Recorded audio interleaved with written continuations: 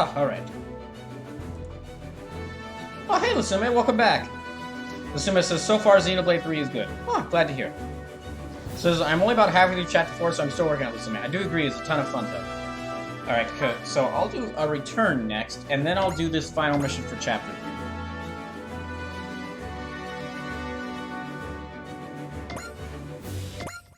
3.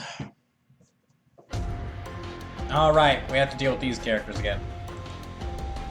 Luio and Co. San Francisco office. It's been quite some time, Captain Bright. Yeah, we've spoken over comms a number of times, but I believe this is the first we met in person. Thank you for looking after my wife and son in New Hong Kong. No, I should thank the Aoug and Karaba for protecting New Hong Kong back then. I suppose that was the start of our working relationship. And we're still working together now. My younger sister, Michelle, is part of that. The narrative Gundam. That's no ordinary brick, is it? Dots. The technology of the Psycho Frame has been kept under lockdown by the Federation government ever since the place's boxes in it. But that brick uses the same technology, albeit in a restricted manner. I suppose there's no fooling the man who fielded the new Gundam. Yeah, that's exactly what Luio and Co. and Michelle are trying to achieve with that Gundam.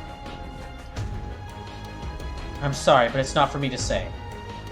However, since you're looking after her, Luio and Co. is prepared to provide the dry cruise with support. Is this a bit of family business, Stephanie? Michelle and I may not be blood related, but she's still Luio. I won't allow any harm to come to the Luio and Co. name. Oh, joy. Nepotism. I'm just joking. This isn't really nepotism. This isn't really nepotism. Any chance I have to joke around and mock narrative Gundam, I will take. Dots.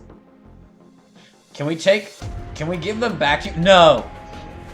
Luio Wooman, the current head of the company, personally entrusts me with it. My decision to support the dry cruise is part of that. You may rest assured that this is a calculated business decision. So, no, you can't give us back the narrative Gundam. You have to have it. As for information on what you're looking into, Captain, I prefer to wait until you've taken in a certain pilot first. Is this about the Psycho Frame again? Close, but not quite. It acts as shock in the place's boxes incident. Those were more than enough for a shock to merit the Federation locking down the Psycho Frame. And now Luio and Co. is tampering with that taboo technology. What is Michelle Luio thinking? Dress Trigger, Hangar 1. Meanwhile, in Dress Trigger, Hangar 1! I see you're getting the hang of the narrative B-packs. Dots. Then again, in a perfect world, you wouldn't have to hard to pull off using it in gravity at all. You didn't go with Captain Bright. Somebody says, so what's so bad about this Gundam? Do you mean the unit or the story? Because both have a lot for me to say about them. Do you mean about the narrative Gundam, or the narrative Gundam, the series? No point. I've got nothing to discuss here. I see. Somebody says a unit. So the problem with the narrative Gundam unit, and why I keep calling it a brick because someone made the joke about it being a brick in the first stream, and it was a perfect joke, and I keep using it. But couple problems is, one, it looks terrible. It looks really ugly, and I don't like fielding a Gundam that looks so ugly when I got much better looking Gundams. And two, like every other main unit I have in this game, can just use its full arsenal. Every other main unit I have in this game is has its full arsenal that it can just use anytime. They might do slightly worse underwater or slightly worse on land, but I can still use everything. I can still use all their weapons and all their abilities at all time. With the narrative Gundam, you have to use specific packs based upon when it's at. So the A-Pack works best in space, but you can't use the A-Pack in space. Now, this has probably happened in some other... So, I'm willing to bet in previous Super Robot Wars games... in a Super Robot Wars game where you had multiple units like this would not be a problem. In a Super Robot Wars games where you had like a bunch of units that worked better in certain scenarios, like you had a submarine that could only work underwater, but it was really good underwater. Or you had like a battleship you could only use in space, but it worked really good in space. Or like some mechs that could only be used on ground because they couldn't fly. Or some mechs that couldn't be used in space because they couldn't handle the gravity. So if you had like a bunch of units that worked better, that like had a bunch of units that had severe differences between how they worked in certain environments on your team, that'd be fine. When there's only one on your team, why would I field that unit? So, if all the, like, and there are, like, small differences between how they look, there's, like, how they work. There's, like, the different ranks on terrain that all the character units have. But those mean, honestly, the terrain ranks mean nothing. Like, they never provided any major difference for me when playing any of these games so far. And even then, for all those units, no matter what the terrain rank is, you can just increase the terrain rank. You can just use like abilities or items that boost characters' terrain ranks, so the small differences will be inconsequential. For the narrative Gundam, not only does it look ugly, but no matter what, even if you do boost those minor terrain ranks, you can't use its most powerful form. You can't use its currently most powerful form on Earth, on the planet. You have to use it in space. So why would I field it on the ground? Which reduces its number of like usable scenarios by about half. Yeah, which reduces the number of its usable scenarios for about half until you get to like late game where it gets much better forms.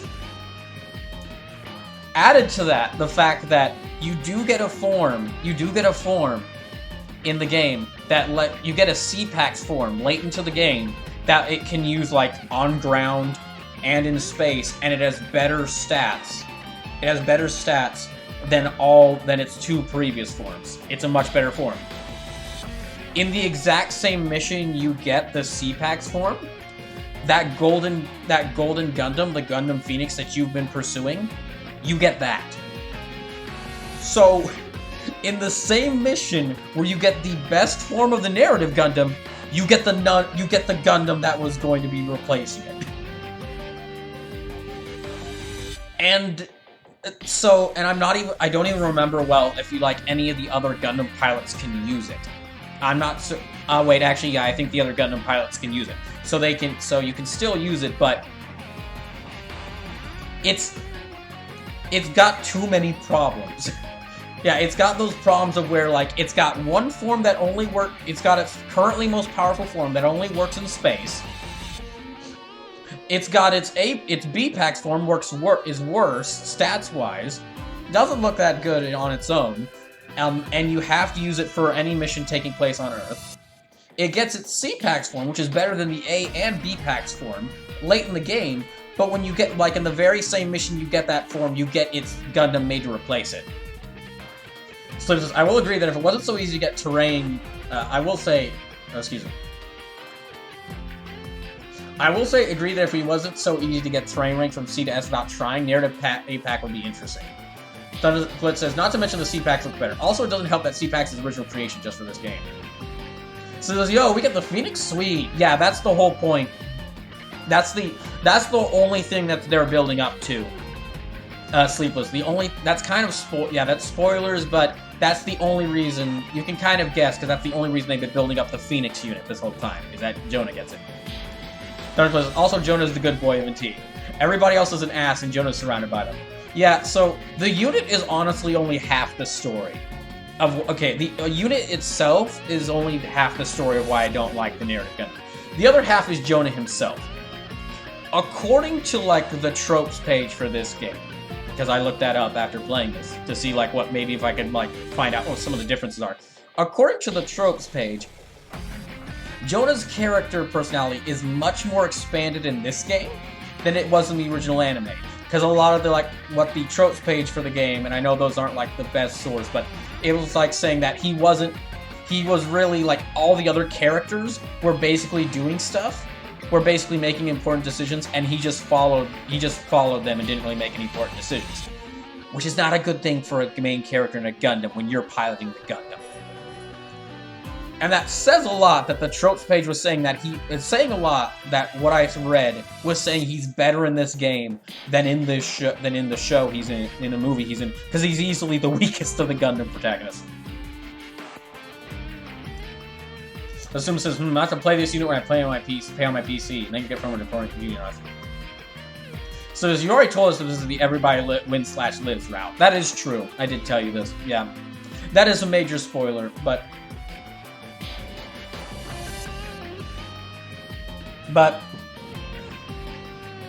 yeah, it is important to tell you that.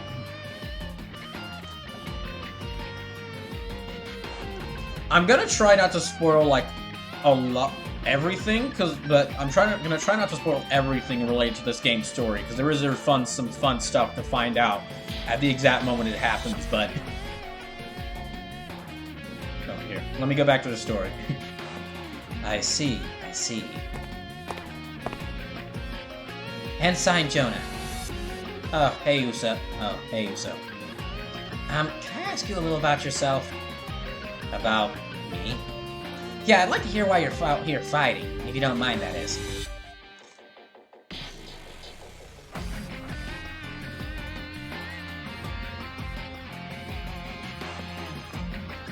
Thunder's Bliss says, oh yeah, Jonah is 100% the weakest Gundam protagonist. You want to know how weak exactly? If Bernie Wiseman was still here, those two would become war buddies in a heartbeat. I don't know who Bernie Wiseman is, but I'm guessing that's a Gundam character just based on his name. Well, that's easy. It's because he's a soldier. Then why'd you enlist? What's the point of asking? I don't see how it's any of your business anyway. Now, as for the series itself, there's not a lot of characters related to narrative Gundam, and most of them aren't that good. I wanted to know more about the guy I'm going to be fighting alongside. Michelle, it's fine. I'm sure Uso's just worried about me. Thunderbolt says, you don't know who Bernie... the only Gundam series I've actually watched so far is Mobile Fighter G Gundam. I'm very behind on my Gundam knowledge. Thunderbolt says, Lord give me strange, this poor soul hasn't watched War in the Pocket. I don't know why he'd give you strange, but okay. What do you mean, worried? It's not just me. It's Junko and the others too. All you've been doing is just been standing around, saying nothing with your eyes wide open. They say you're dangerous. Dangerous? Oh, not Jonah, you. Because you keep barging onto the ship and barging onto the bridge of the ship and giving orders. Like you're trying to get us killed or something. Maybe I am. Jonah, I think it's because I'm chasing something out of reach. But what would be out of reach in a... Thanks, Uso. I appreciate the concern. Tell Junko and the others too. I'm sorry to worry them. You really love dodging the subject, don't you? Asuma says, we'll say Gundam 00 is okay. So there's me either Blitz, but then the only one I watched from this game was Knights and Magic. Let's see. There are probably some anime that you're gonna there are some anime that Sleepless, there are some anime that introduced in this game I think you might really enjoy. Probably Magic Knight Ray Earth, considering how much you're enjoying the Ray Earth mechs. Dots. Well, whatever you're carrying, it seems like it's pretty heavy baggage. What would you know? Hey, take it easy, would you? You know what they say about misery-loving company. Company? So I heard a little from Mavi up in the lab. You know, about the miracle children. Dots. Slip says, oh, I am sure, lol. Also, Magic Knight Ray Earth is actually being posted for free on YouTube by the rights holders of it. Which Especially after the bullshit that's been going on with HBO Max this week. I am even more immensely thankful for any company that posts their shows on YouTube for anyone to watch for free.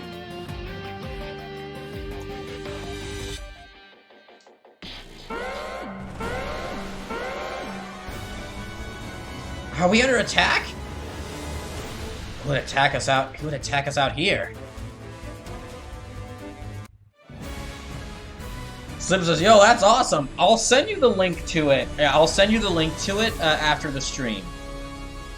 But they're actually they're uploading them like an episode at a time, so they haven't dumped the whole. Yeah, they haven't dumped the whole batch of episodes online there. But I'll have to check. Also, if you are getting interested in Gundam, yeah, the official Gundam channel posts episodes there all the time there. And Mobile Fighter G Gundam is on Crunchyroll for free. For completely free. You can watch it even if you don't have a premium account. But more importantly, Gundam Info uploads episodes of series. And they kind of have a cycle where they'll upload entire series with multiple subtitles, and then they'll take them off. And after a little bit of time, they'll take them off. See. Lusume says, okay, I don't know the deal with HBO Max. Is it really bad? Is it really bad? Yes.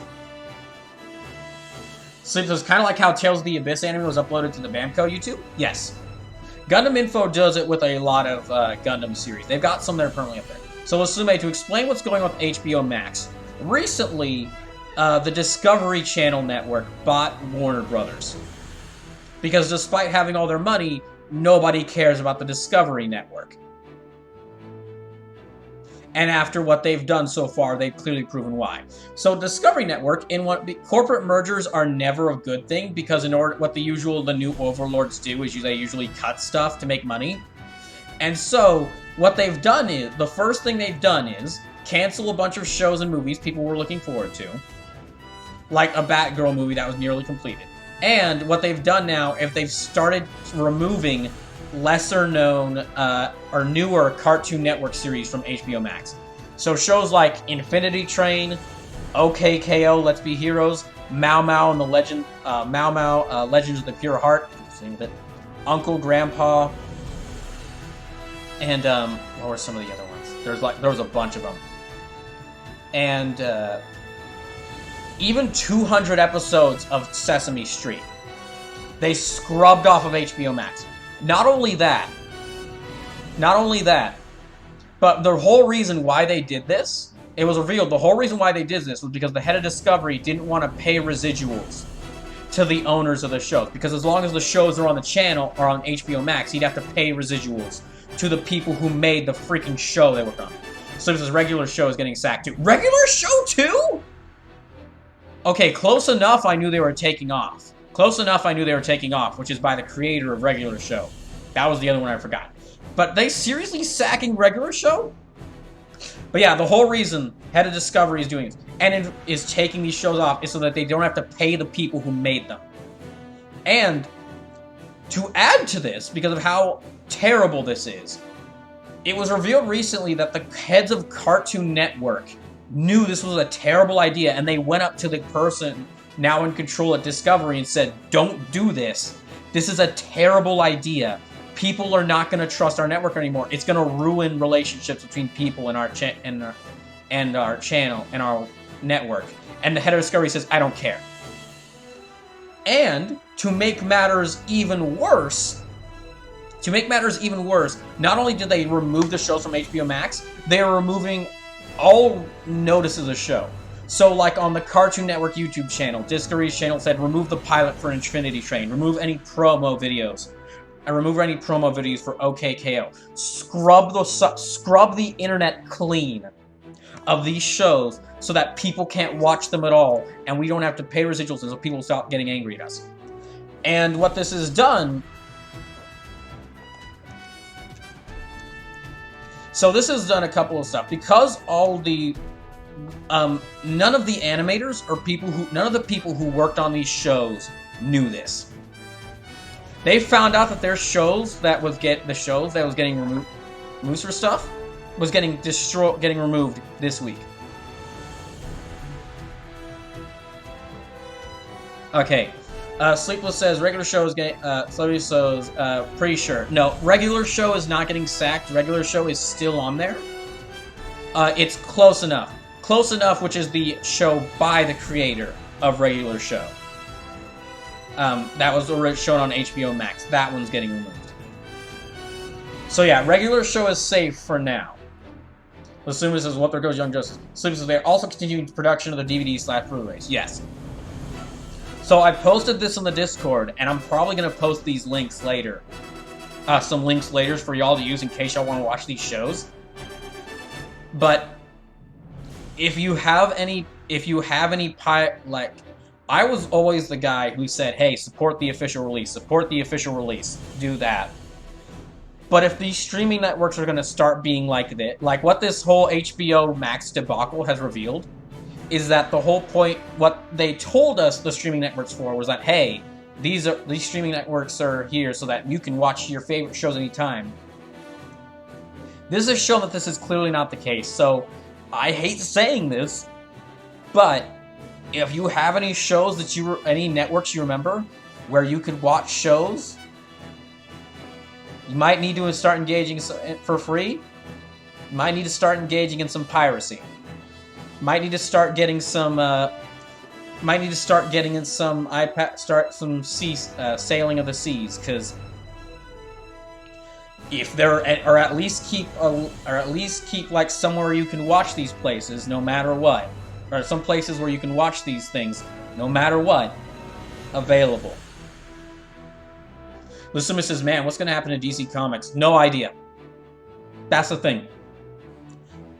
Two things are going to happen from this. One, this guy who did this, the guy who's the head of Discovery Channel who made this decision, the CEO, he gets kicked out because of this, because of all the people unsubscribing. Because people are like, the number of HBO Max subscriptions is going to be cut in half because of this. So, either he gets kicked out, because even executives are angry at this guy for this. So either he gets kicked out, which that's the happy thought. But even if he does or doesn't, remember back when we were like had the age of piracy, the age of online piracy was like sailing the high seas because you couldn't find anything. Anything you'd want to watch was not being available on TV, was being taken off. We're going to see that happen again. We absolutely are.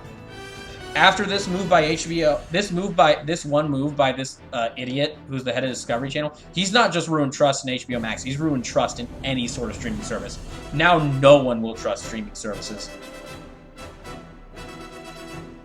Sleepless, he's not talking about comics, Lusume is talking about the shows and animated series.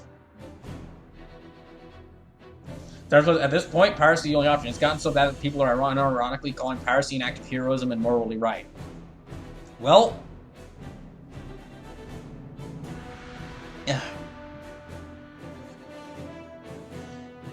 Well, I hate to say this, but they're kind of right. Because this whole time I was saying, remember, this whole time, for the past few years, I was saying, hey, if you can watch the shows legally... This is why I kept talking about how Kamen Rider being on legally available was a great thing. By the way, watch Kamen Rider on Tubi. Because it's free. It's free. But this is why I kept going on about Kamen Rider being legally available was such a big thing. Because it meant that, hey, this shows like actual interest in the show. And anybody who worked to move this show over can like have the show... Like, they'll get paid for their efforts because people are watching it through the legal access. But what this whole thing has revealed is just that, yeah, we care about that. But clearly the executives don't. They just removed their show to get a tax write-off. So clearly, while watching these things on streaming services is important to us, to, like, make sure that the creators of the shows get the credit they deserve, it's clearly not the case for, the people who actually own these networks. Lusume says, I'm talking about both. I'm sad now. I'm sorry to say this, Lusume. I honestly have no idea what happens with DC after this. I have no idea. Marvel, to talk about Marvel, because Sleepless was mentioning it earlier, Marvel's safe. Honestly, Disney cares more about Marvel and Star Wars than they do about anything else they have. But for DC, I'm not sure. Their movies are going to make money. But it's clear that... But honestly, I can't say for certain, because even like the whole thing, oh, this makes money, it's safe. If it's under this guy who decided, I'm going to remove 200 episodes of the Sesame Street from HBO Max, and I'm going to scrub all these shows that people could watch from our website just to get like a small tax write-off, when the creators of these shows were already probably struggling to make ends meet. I cannot wrap my head around that. I cannot wrap my head around that. So I cannot say what the future of all this is. I'm not... This is... I guess this is... I'm not saying... I wouldn't really say this is just me, like, talking about how awesome I am. I'm not trying to say this is, like, how awesome I am, but I don't have the lack of empathy required to look at a show that people are watching on HBO Max that has no negatives attached to it. Or excuse me, a show being on your website with no negatives attached to it, and say, I want to remove this and scrub all the effort that went into promoting it, getting it done, and having it here. I want to scrub that off from the internet and irreversibly ruin trust in my company. Also, I can get a small... also, I can get, like, 2 cents more. So, I know this is a harsh thing to say in the middle of our Super Robot Wars stream, but this is honestly an important thing to say. This is an important thing to talk about with what just happened. So, if you have physical... Yeah, I would say, if you have, like, shows that you enjoy, that you really like, and you have the space for it, and you have the space and things to run them, get them physically. Because what this has shown is that that whole thing I was saying, that I get games digitally, I get games physically, first and foremost, because I want to make sure I have them, because I like having them physically, and because just in case they could get removed. It's clearly the case with shows and movies as well. Sleeper says, you see, piracy for purpose of IP preservation, it should be law in a sense. You see with a lot of Nintendo games more prevalently. Yes. Definitely. Oh, by the way, I was saying this earlier, but for those who didn't catch it, so I would like to thank, on a happier note, I did want to say thank you to Sleepless for the copy of Xenoblade Chronicles 3, so that I can get to playing this on the channel. I'm not sure when I'm going to get... It's going to be sometime, because I have to play this for Switch 6-pack, but thank you for the copy of this, so I can know where to get it.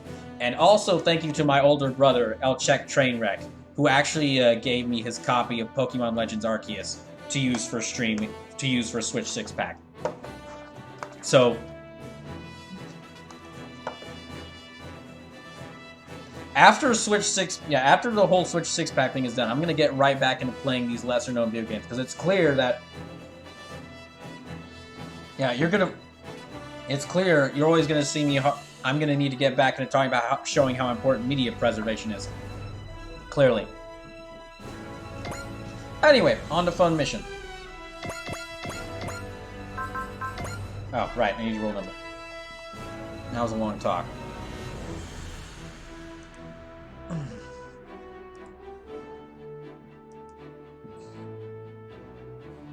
So there's no problem. Happy you get to enjoy the game. So 1. Okay, 1.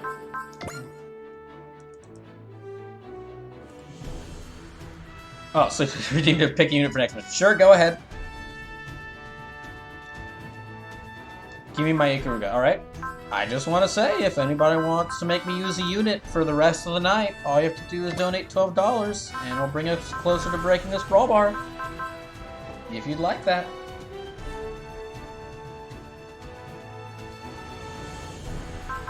But yeah, in between this stream of this game and next stream, I'm going to revise the challenges a little bit to add more challenges and probably make picking a unit more expensive.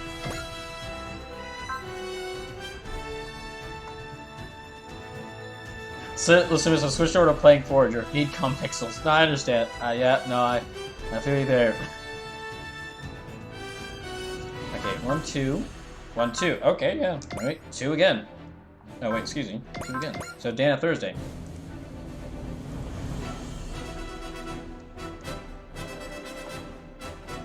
Two. 1, 2.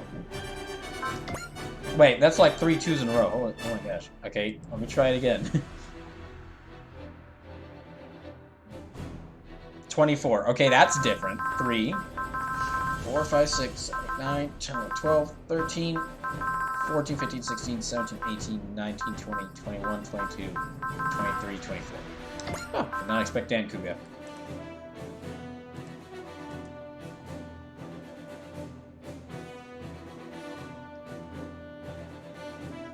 One, 2.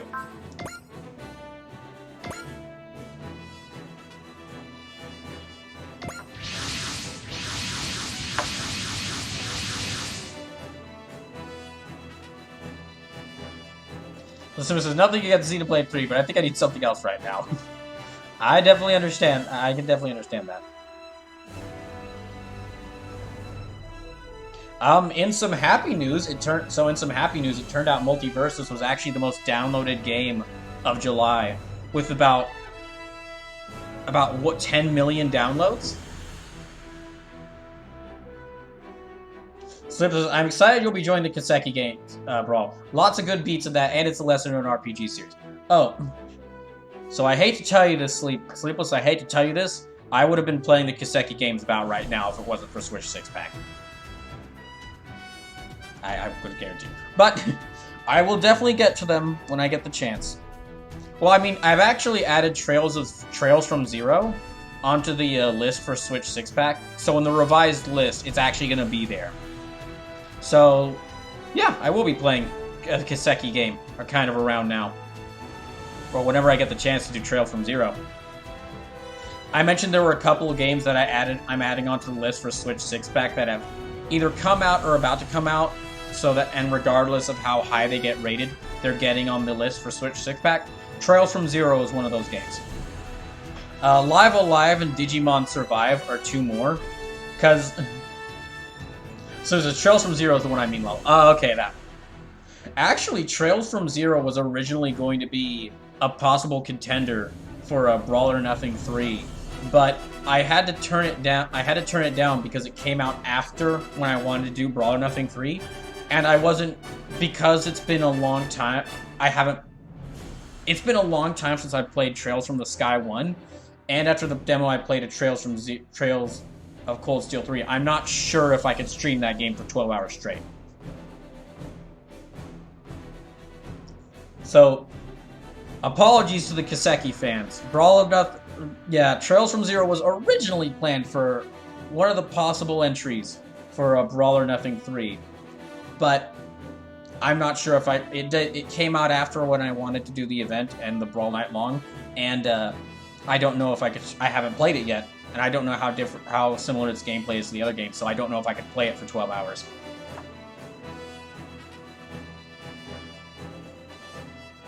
Let's see. The Suma says, Digimon may be a good October game, Kevin. It's rather bloody. Oh, just a second. I'll actually talk about that in just a little bit. October. At least you made it back in time for this, Captain. Yeah. Stephanie Luo never did tell me more about the pilot she's referring to us. Or about how he disappeared. And the way things sound, probably never got the intel he was looking for. We can talk about it later. For now, let's deal with the hostiles. Unidentified units approaching. All units, prepare to intercept.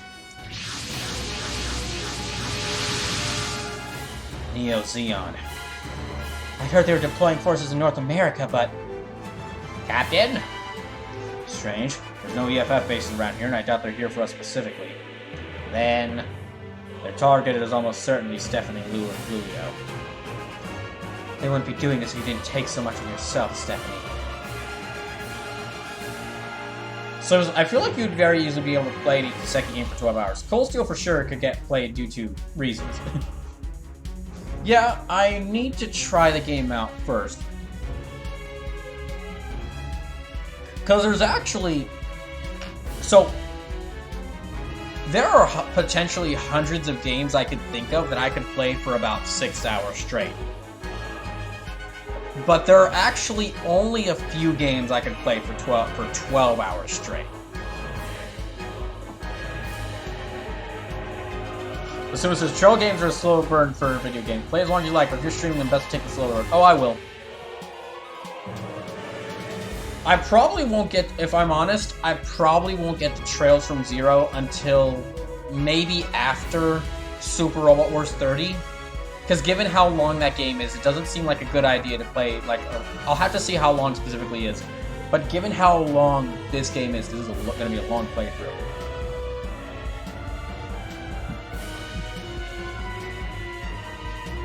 It might be best to not try to play 2 unbelievably long RPGs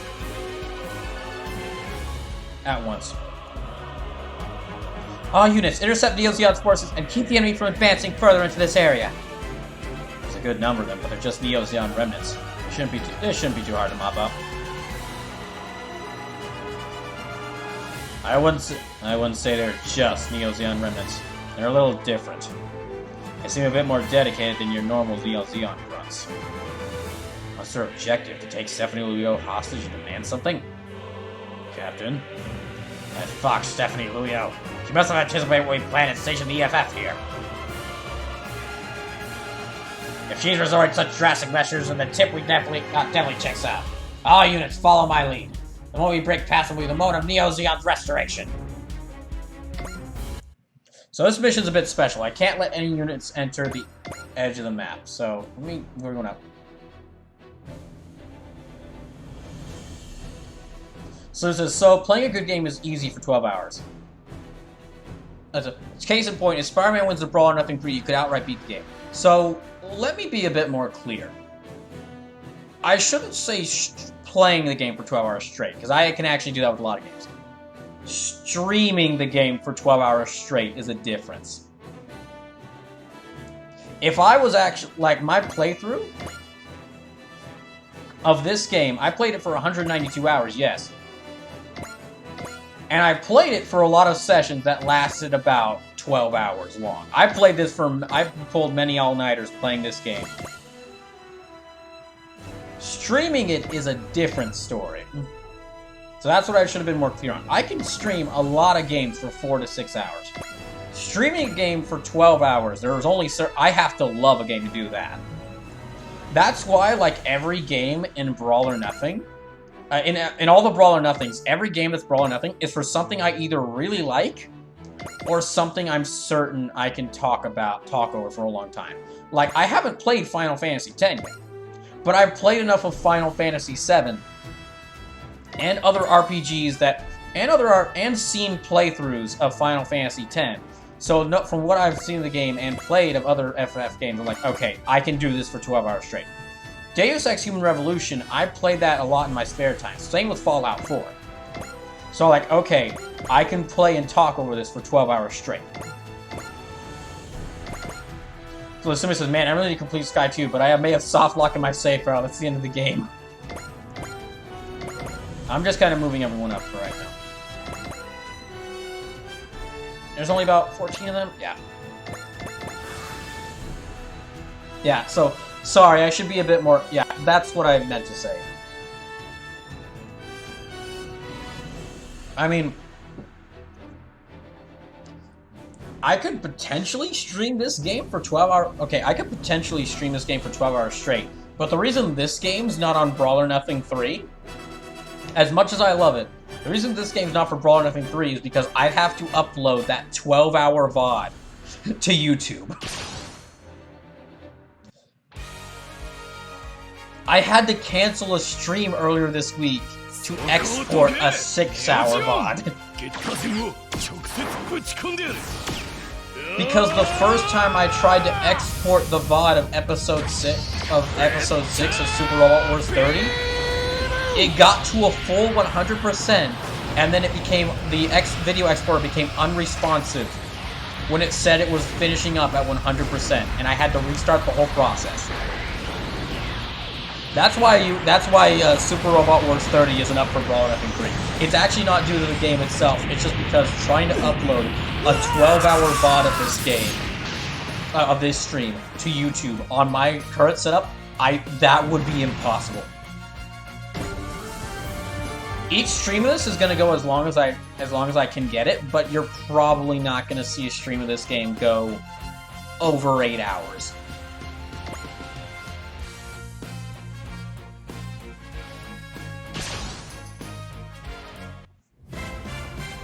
Unless I get a new computer, which would fix a lot of the problems, which would probably fix a lot of this. Honestly.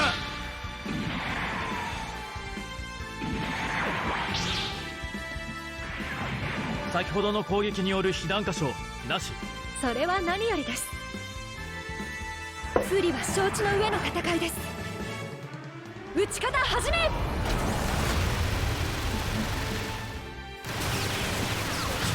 死体捨てるしかない。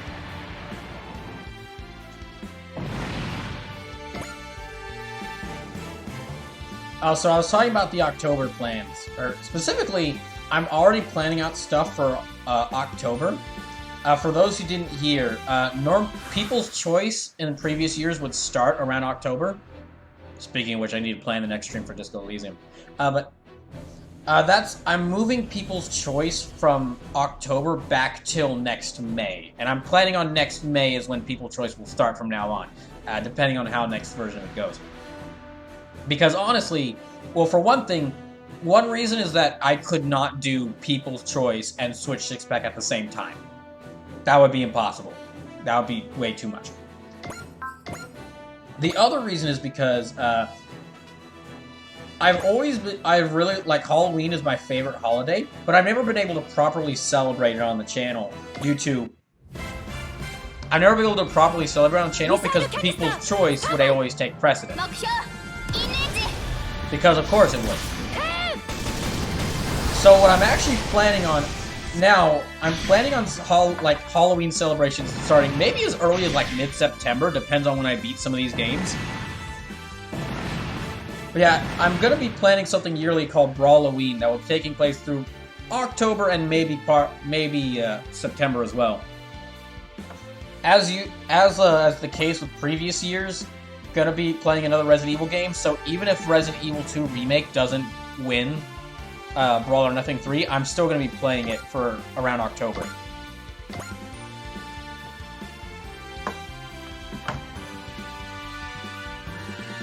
And then I'm gonna try to play more than 2 games this year. There's a couple other things I've got planned that I can't tell you about yet.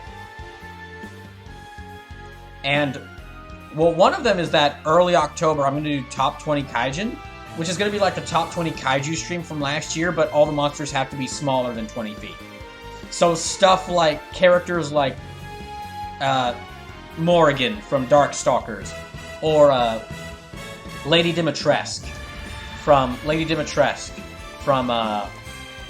Resident Evil 8, to like unique monsters from various video games or movies or things, like the Beholders from D&D, or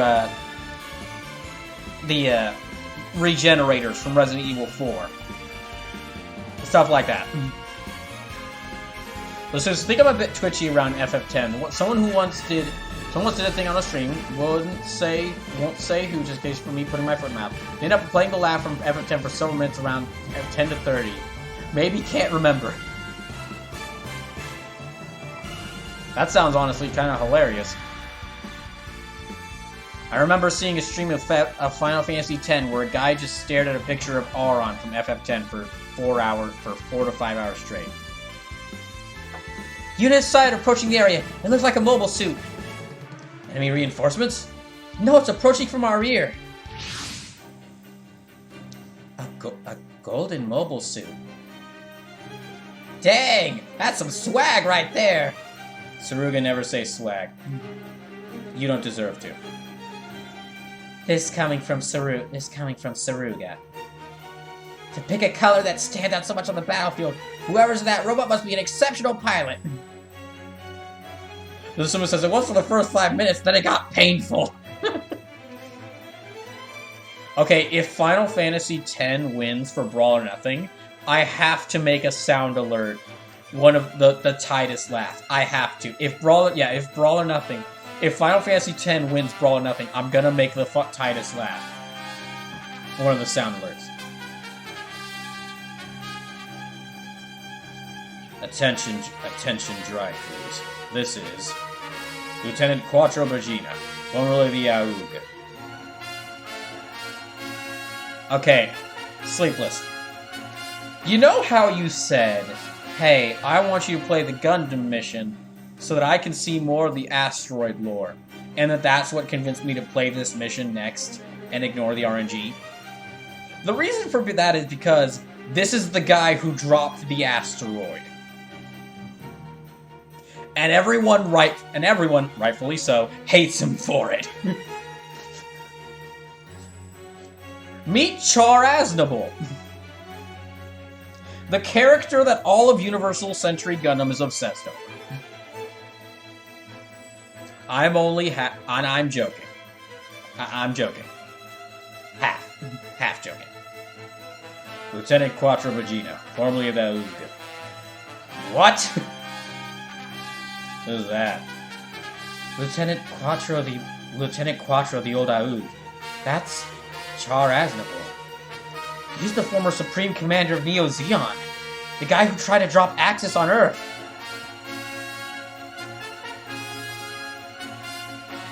So it says, why would you do this, man? Why would you do this, man? Slim says, FF10 is a great game, and I actually own my ability to play it through, though, due to Neku and Tuui. He's alive? I thought Stephanie Luio's info would be out on Muro, but if Muro's alive, I suppose it only makes sense that he would be too. Seriously, it's like those two or fates are inextricably linked. Whatever happens to one happens to the other. Char, you scumbag! You got a lot of nerve showing your face around us. Let's prioritize intercepting Neo Zeon remnants for now. Someone says, is that his clone again? No, this is Char, just using a different name. Intercepting? You mean they're not working for you? Understood. But you'll follow my orders. Is that clear? Right! We're in a battle here. Keep your priorities straight. Fine. Commander Mitsuba, I request that you abide by my decision, please. Understood. It's your call. Then. This is what I must do right now.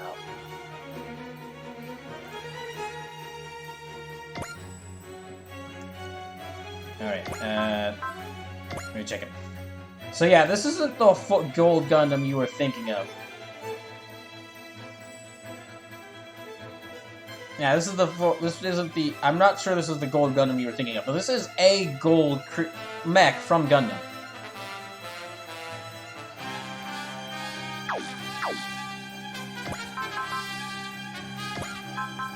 Okay, smash it. Let me start taking stuff out. Taking out enemies.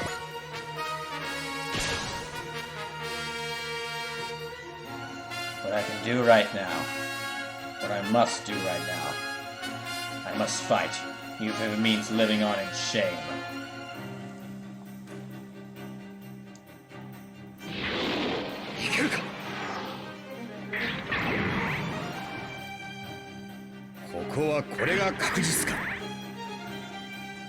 Yeah, this thing is actually called the Full Armor Hyaku Shiki.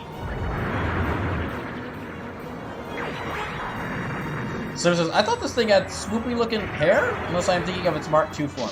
I don't know where you're getting the swoopy looking hair thing from, because yeah, Hyaku Shikis don't have hair. They've always been gold, but they don't have hair.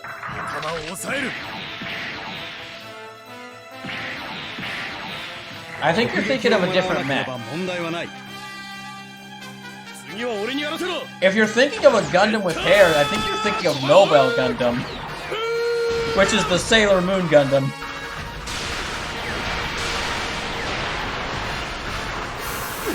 So they'll look after her.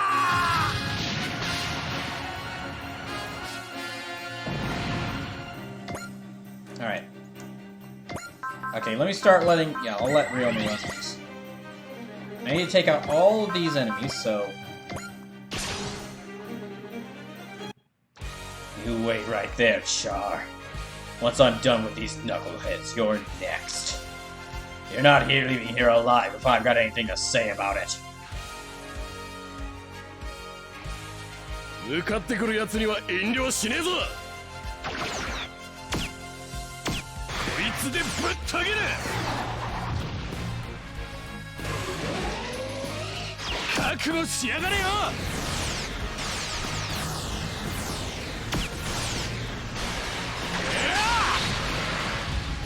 So, apologies for not being able to start Live Alive this week. You can thank the video exporter for taking too long to export the episode of Super Robot Wars, episode 6 of Super Robot Wars 30. And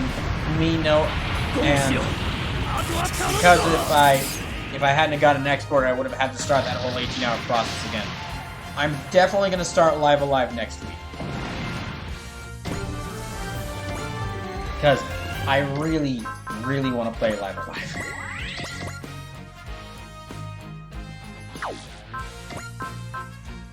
Don't think he has that in Gundam Zeta or Double Zeta. He was Quattro. No, this is a mech he was given for this game. Okay, yeah, the full armor Hyakushiki is a mech he was given for this game. 向かってくる奴には遠慮しねえぞ。ゲッター！トマホーク！フーメラ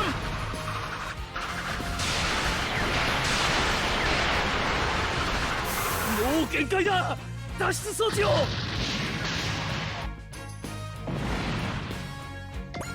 Wait, yeah, okay.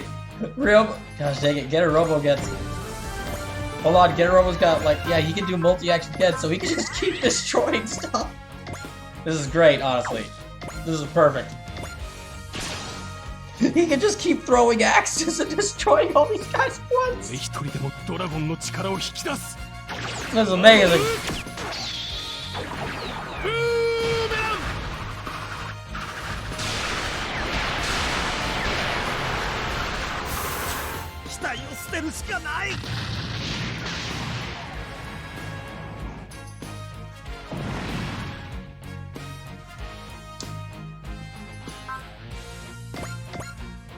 Okay, another multi-action. Yeah, get her tomahawk.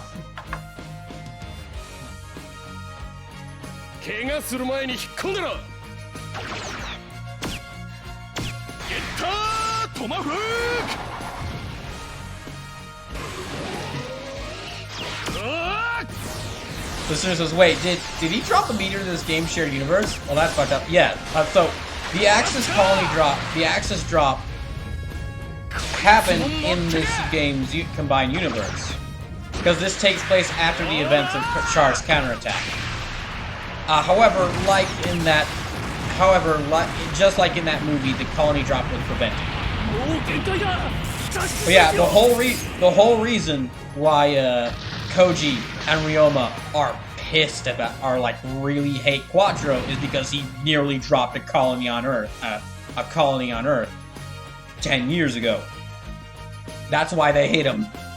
So there's one thing I remember about the mechs from technically new Gundam is that I have the one my brain says is Gundam. You don't get it till my next chapter though with a friendly face. You'll have to be more specific about new Gundam because I'm not sure. Yeah, new Gundam can mean a lot of stuff.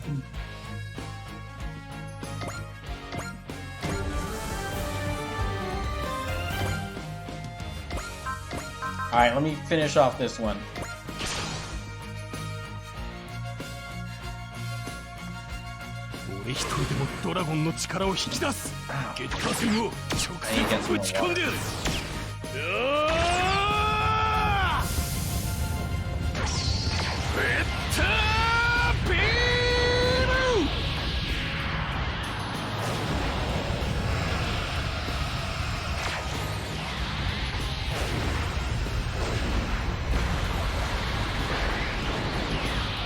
I love that this unintentionally,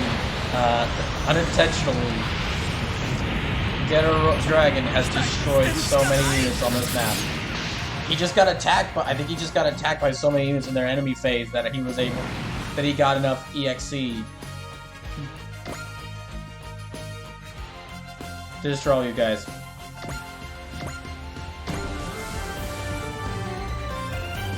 As soon as Sleepless is when a spoiler Georgia team has a Gundam, it just looks like generically Gundam even as the shield. Oh, you mean the new Gundam as an in-U Gundam. Okay. Yeah, you mean the in-U Gundam. Okay, and then the high new Gundam. Those two. When you said new Gundam, I thought you meant like a specifically new Gundam. Like a new Gundam. That's what I thought you meant. I thought you meant a new Gundam, not the new Gundam.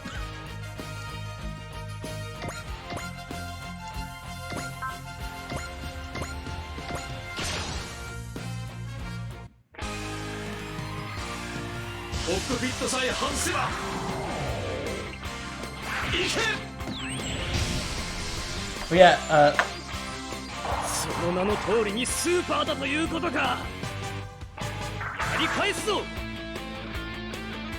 落ちろ。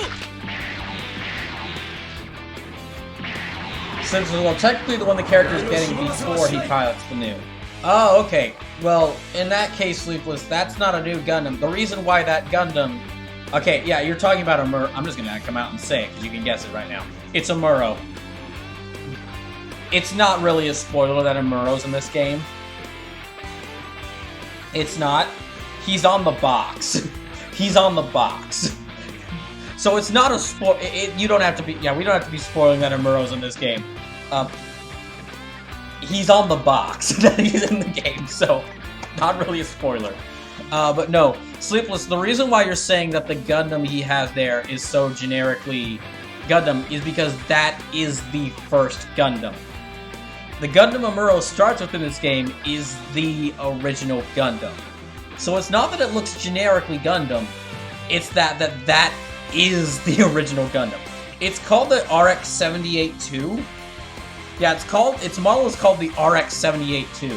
So there's, oh, I didn't know. No, in most of the Super Robot Wars games, they give them the new Gundam or the high new Gundam, which is an original mech, which is a mech like a better version of the new Gundam that is original to these games.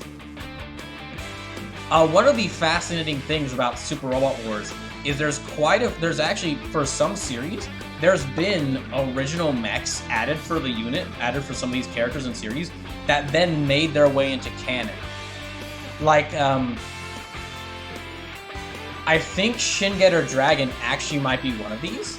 I'd have to check to be sure, but from what if I remember correctly, Shin Getter Dragon was originally introduced in a Super Robot Wars game, and then they made the OVA Super Robot Getter Robo Armageddon, which introduced the mech in canon. So it's actually not so I'm probably have mentioned this quite a lot, but this series isn't just a case of like, oh, they were big fans of mechs. No, mechs, and then made some games out of it. No, these games honestly are very important to mech anime, and I guess, and really in general, I guess, anime history. So then, yeah, Rose Base Gundam is the one that I picture in my game when anyone says Gundam Ball. Well, that makes sense. It is the original Gundam.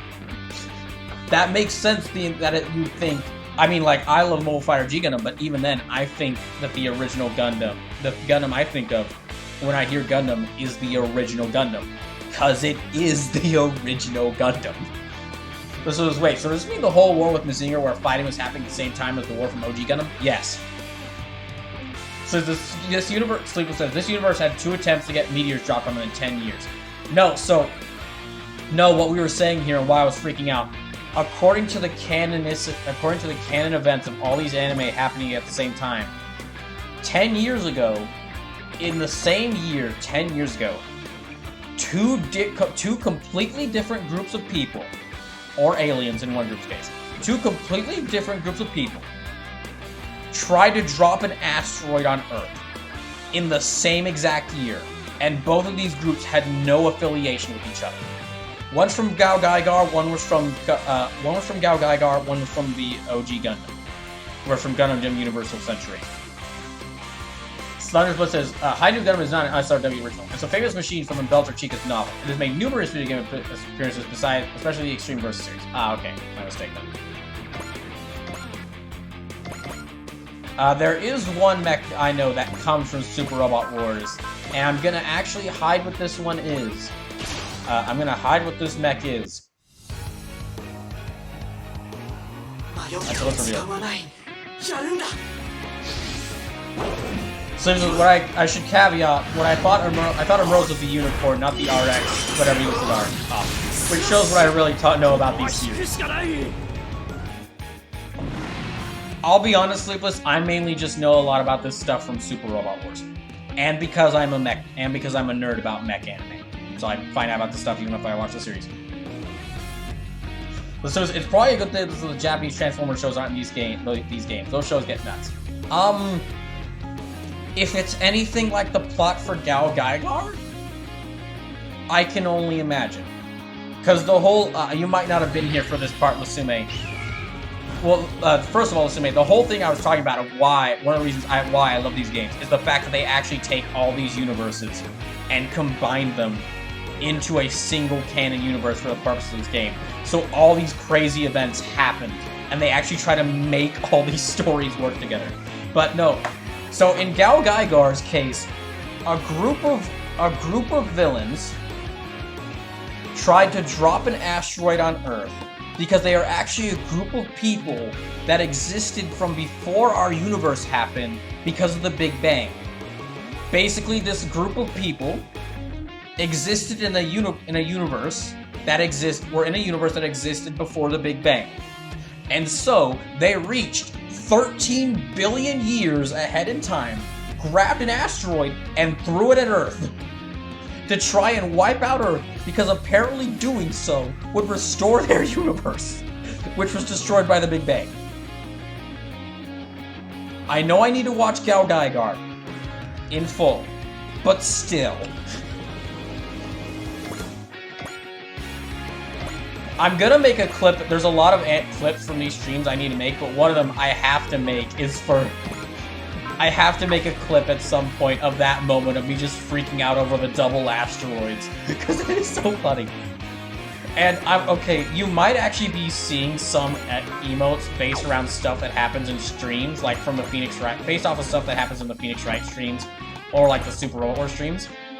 Something referencing the double asteroids might be a thing, because there's some emotes that I don't think anybody uses here that could be replaced with some with emotes people might be more able to use.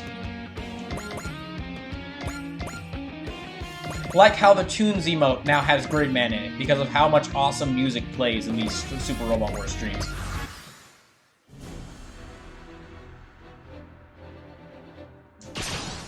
Yeah, you're not gonna survive this.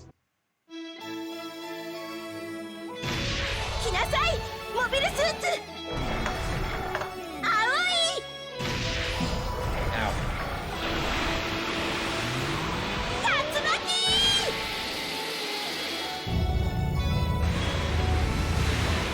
The Super says, okay, which video is that shit in? I need to see this madness. Episode 6. It's in episode 6. The Super's reaction to that is perfect. Okay, it's in episode 6. I'm gonna post it to YouTube soon, but the VOD is on YouTube. The VOD is on here. So it says 5? No, it's 6. I know which one it was in. After having to do these streams, I know these missions even more like the back of my hand. So it says the recent upload. I haven't uploaded to YouTube yet, because that takes a lot of time. Currently, episode 4 is the latest episode uploaded to YouTube, but I'm gonna get 5 and 6 uploaded soon. I just need to find some time to do it. I basically have to set aside... the reason why I know I'm very behind on uploading the videos to YouTube, I apologize for that. It's just I have to find like a whole day where I'm doing nothing, where I have like no stream planned, nothing else important planned, and I can just set my computer down, set everything up, and then leave it for a whole day to upload. But yeah, the VOD is on Twitch, and it's episode 6. 皆の希望になるのです。ミサイルキャニスターを使います。了解。ミサイルキャニスター攻撃用意。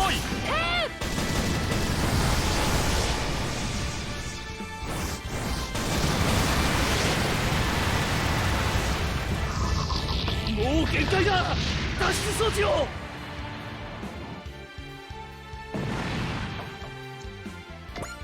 Okay, just about one more of these guys left. Okay, Solis is... Solis will destroy. Might not destroy them, but it'll get close. あなたたちのやり方を私は認めない。青い竜巻。 So, Sleepless, it is a little... well, not just Sleepless, but everyone. It is a little funny that... For a lot of this game, Lelouch and Quattro... We're gonna call him Quattro, not Char, because he asked to be called... Because he keeps referring to himself as Char. I see, he keeps referring to himself as Quattro. And keeps saying, don't call me Char, that man is dead, I'm Quattro now.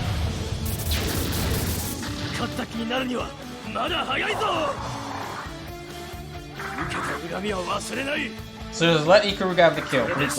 I will if it survives this attack.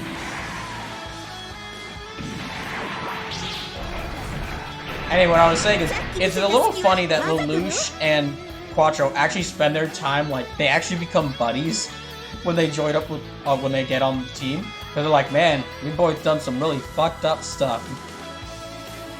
But it's funny, because Lelouch was like, I took over the entire world for a year and instituted, like, an entire year apiece. What'd you do? I nearly dropped an asteroid on her. Can I move him close enough? Okay, I can get moving close enough. Now, what's his score at? 44. Okay, yeah, we'll get the kill. そのモビルスーツ、スペックはすべて覚えましたよ。接近戦です。 After this mission, I'm definitely gonna need to get its ring for our next mission. Yep, there we go. Oh, I'll need to do some upgrade, character upgrading after this mission too. Enemy units neutralized, ma'am. All pilots appear to have been safely ejected from the destroyed machines. You'd better start talking, Char. Give me a moment, please. Char Aznavour. His arch nemesis Delando Bell is here. What the hell is his game?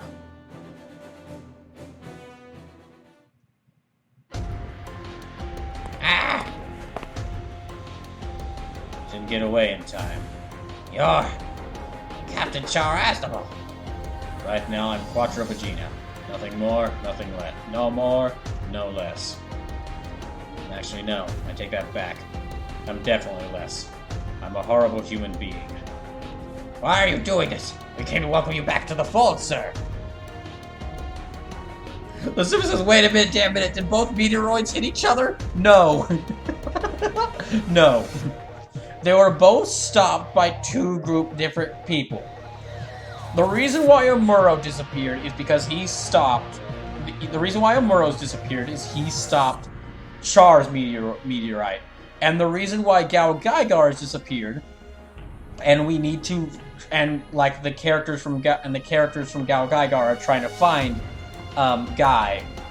The reason why they're disappeared is because they stopped the other asteroid, the other meteor. So, Sume, there was a hilarious point where I made the joke, like, during that VOD, that, like, damn, there should be a mission in one of these games where like, a bunch of different factions are each trying to drop a meteor on Earth. So there's, like, 3 to 6 meteors all trying to be dropped on Earth, but each of the factions wants their meteor to be the one that drops on Earth. So they all fight each other, in addition to your team, who's just going around destroying all these meteors. Slip says, Gao Gaigar's got set back to kill the dinosaurs, remember correctly? By Jupiter. Yes.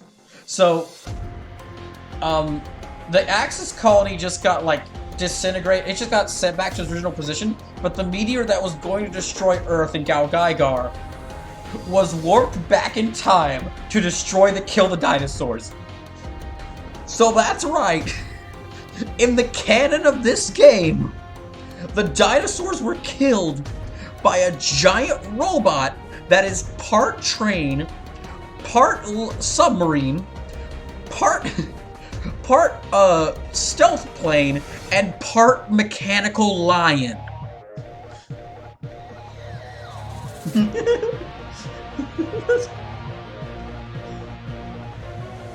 That's a very nice dawdle. That's a very nice dawdle demon there, Sleepless. I'm definitely gonna need to get some sort of emote to react to all the nonsense that happens. Seriously, those two may not be excuse me, bro. And honestly, it's ridiculous stuff like this that I love this game and mech anime in general. Partially so. Partially so. Some mech anime that I've seen have really good stories, and I mean, really just having the ridiculous with giant robots in them is just the icing on the cake. Like Full Metal Panic and G Gundam, really good stories, and honestly, at the end, the mechs are just the icing on the cake. So he's shrugging, and the other shrugging ones I have are now smug. I might need to get myself some emotes that could react to this ridiculousness. Maybe Callan, because a lot of times she seems like the only sane one amongst this group of crazy people. But just Callan going, shrugging, going, what the hell? Because even in the context of her own series, Callan is just like she was just a member of her high school's revolutionary group, who was just a teenage gang who's fighting back against their oppressive empire by just like sticking it to the man. And then this one guy who can control people's minds decides, I'm going to use your gang as my soldiers, and he just takes over the gang and uses it to take over the world. And now throw that into this like a couple years later. Now Callan's in college. Yeah, now Callan's in college. She's like, okay, I'm gonna help out some people because I'm gonna help out some people. She shows up to this country to like help out some friends, and then suddenly she's being dragged into like being thrown around space and like fighting kaiju. And she doesn't have a superpower, and she doesn't have superpowers or protagonist. This may be part of the reason why I'm really liking Callan. She doesn't have protagonist powers or like really like a mecha powered on like Starblood. She's just got like her own personal robot that she's really good at piloting. This might honestly be part of the reason I've really taken to Callan, despite not having watched Code Geass, is the fact that she's able to be this powerful, which she doesn't have any other ridiculous stuff everyone else has. Why are you doing this? We came to welcome you back into the fold, sir. You're the only one that can restore Zeon. Zeon already has a new leader. But go back and tell the rest of your team that Char Aznable no longer exists. And tell them that the world doesn't want the Red Comet making a comeback. if that's what you want, Captain. But I'd like you to remember something, sir. No matter how you see things, the space droids are waiting for the Red Comet's return. I'm sorry. That's Char Aznable. Guillotines are chump change compared to what he tried to do. No kidding.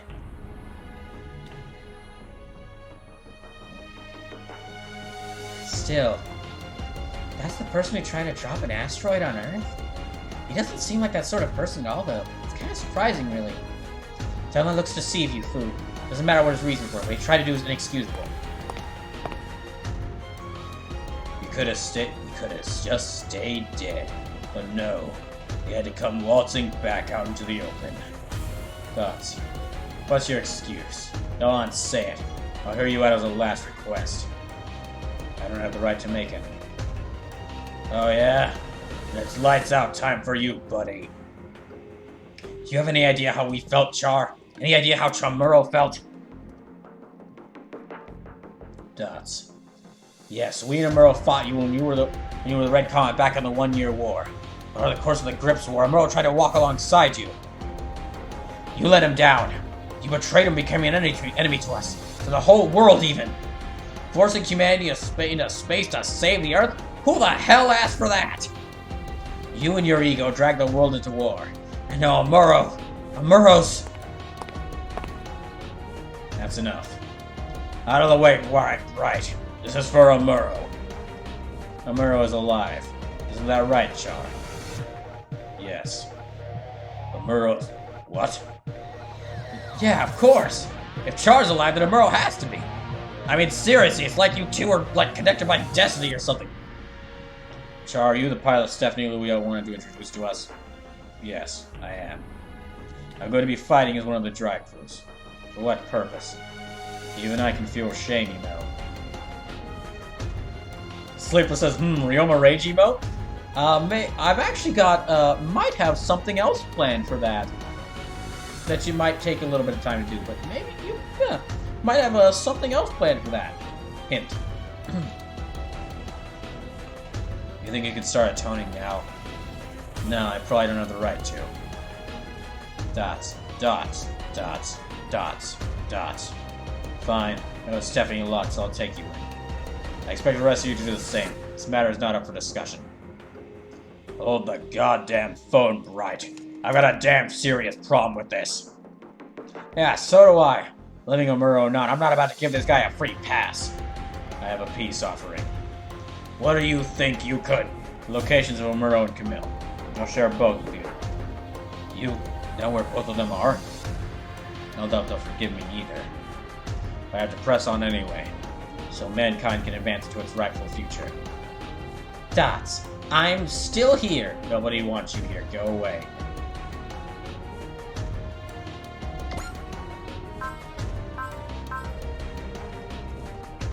Okay, I'm about to go on break again, and when I get back, I really need to get some water and something to eat. And when I get back, I'm gonna upgrade some units, and then we'll do the this mission to end Chapter 3, which might be the last mission for the night. Just depends on how long it takes me. However, before I do, a fun little bit of Gundam Universal Century lore. Char's nickname is the Red Comet, and Amuro's is the White Meteor. And they got these before the colony drop.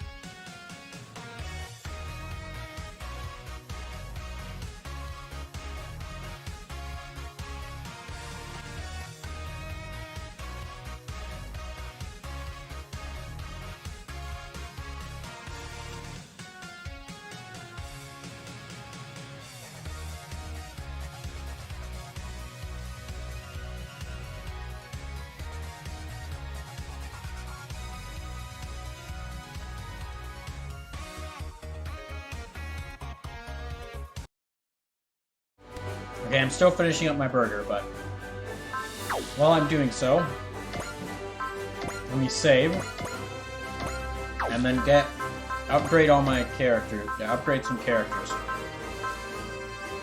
Okay. Ultimate Dan Kuga needs some upgrades. Full Armor Hyakushiki. Full Armor Hyakushiki Kai needs some upgrades.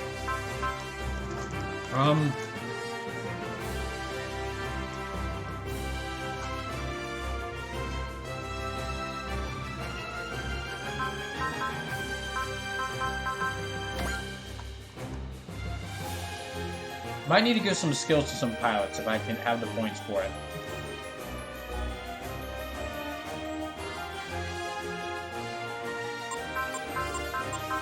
Six, 7, 10, 11, 12. Okay, 12, 13, 14, 15. Kakashiki. Slivers, can I pick a unit for upgrades, bro? Not tonight, but that might be one of the new challenges I put in after,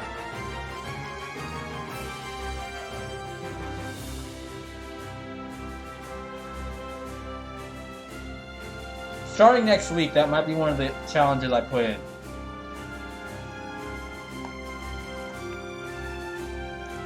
Picking a unit that gets upgrades.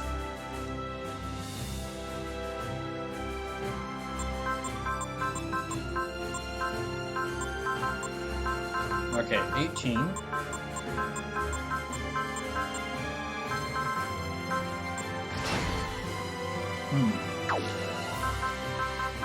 That's 2 of them.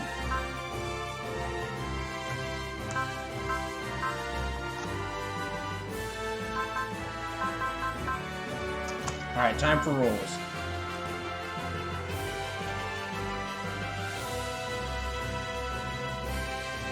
$29. 1, 2, 3, 4. 7. 17. 27. 28, 29. Okay, you. Van Eyck. 28. 1, 2, 3, 4, 5, 6, 7, 8, 9, 10, 11. 13, 14, 15, 16, 17, 18, 19, 20, 21, 22. Wait, okay, hold on. Wait, am I out of credits? 3, 4, 5. Hold on. Wait, am I out of credits? Okay, 5, 6, 7, 8, 9, 10, 11, 12, 13, 14, 15, 16, 17, 18, 19. Yeah. Okay, with this much credit, with this much credits left. So I'm gonna have to drop the number. I'm gonna have to drop the amount of how much I upgrade a unit from like a scale of 1 to 30 to like a scale of 1 to 10. Starting a stream, I thought I had a bit more. I had a bit more money left in me. That's what I get for like fully for upgrading all these characters so much. But yeah, just checking something. Yeah.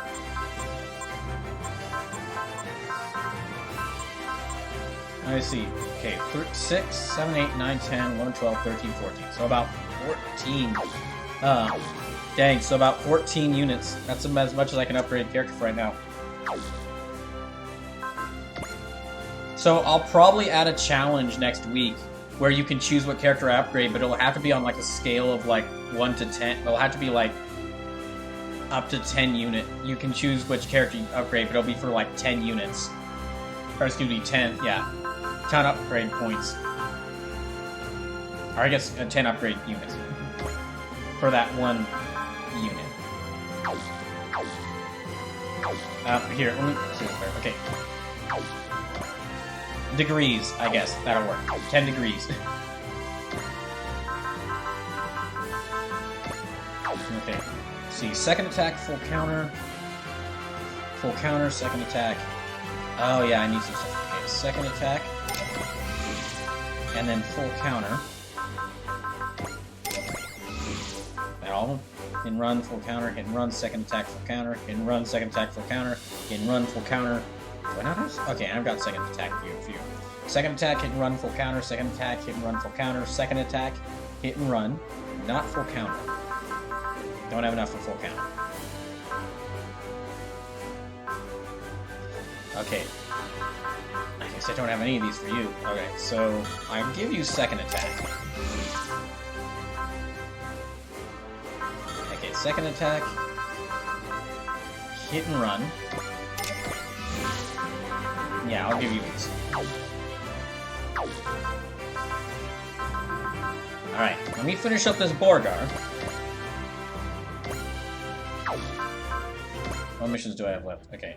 Onboard missions, so that one gets me a new attack for Gridman. I've got all these ace chats. I'll have to say those for next time because of how late it is.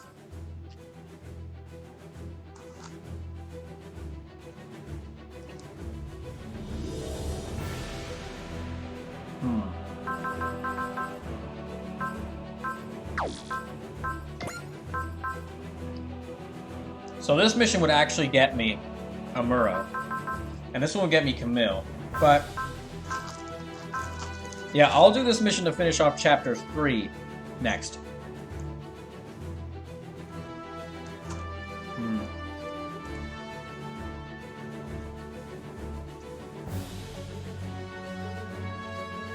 Go ahead and use your channel points now if there's any mechs you want me to use for this mission. And, because, yeah, once Chapter 4 starts, especially, well, once next stream starts, and Chapter 4 starts, it's going to be a lot more, well, it might be a bit more difficult to make me use the unit. Well, it'll be slightly more difficult to make me use a unit, but, yeah, like, slightly. But, going to be a lot more units your faves are competing with. So as we all know, Amuro and Camille are better units than what you get from MP. Lusume and Sleepless use a couple... Alright, Sleepless, pick 3 units, and Lusume pick 1. Okay, what units would y'all like? No, you actually don't get any new units from this, all 3 rare scrolls. Okay. 56. Excuse me? Okay, so...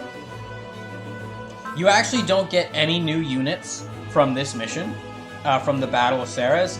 It's just a really big story mission, so you don't get, you don't get any new units in this mission. But I'm doing this one next because it finishes off the story. Yeah, it finishes off the story for Chapter 3 and starts us on Chapter 4. Alright, so all 3 rare girls. And...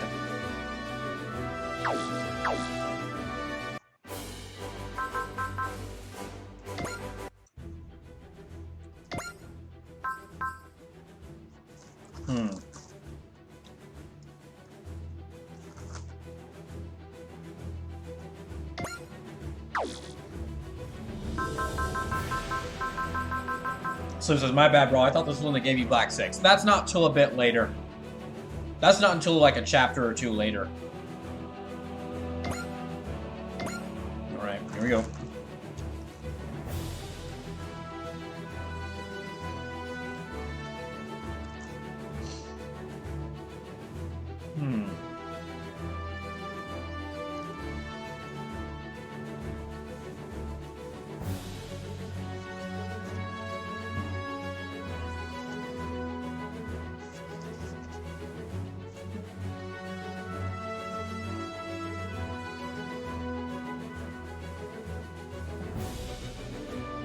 Oh, hey, Solario, welcome in. How are you doing? Oh, and how'd your stream go? Alright, let me go ahead and start this mission.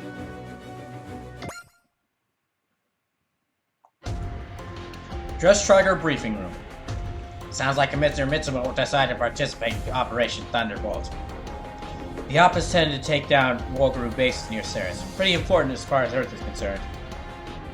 And to GDF members like ourselves. From what I've heard, things behind the scenes are complicated, to say the least. How so? As we've all seen, the EFF's dealing with a lot of opponents at the moment. The Zanskare Empire, the Kakaiju Army, Zionic conspirators, otherworldly forces, plus terrorists and criminals. So Solar says, pretty good, started later than I wanted, so I didn't get as far as I'd have liked. Oh, darn. Slim says, I saw you killed the fake president. Congrats. Congrats, Solario, for killing the fake president. The Slim says, we're trying to do a random unit with a random number. Oh, okay, so you want me to roll 56. Alright. If you'd actually like to roll a number, just hit 56. So, Star says, how is SRW going? It is going very well. As Sleepless as Brawl has been surviving. I mean, I've questioned a lot of stuff, but I've been having a lot of fun. And to top it all off, Poseidon's goons showed up on Mars. The EFF brass is being heavily criticized by some for going forward with such a large attack on the War Guru right now. Slip says we blew Lasume's brain with the multiple asteroid plot. Stellaris says question everything. Yeah, I do love bringing up the fact that in this game's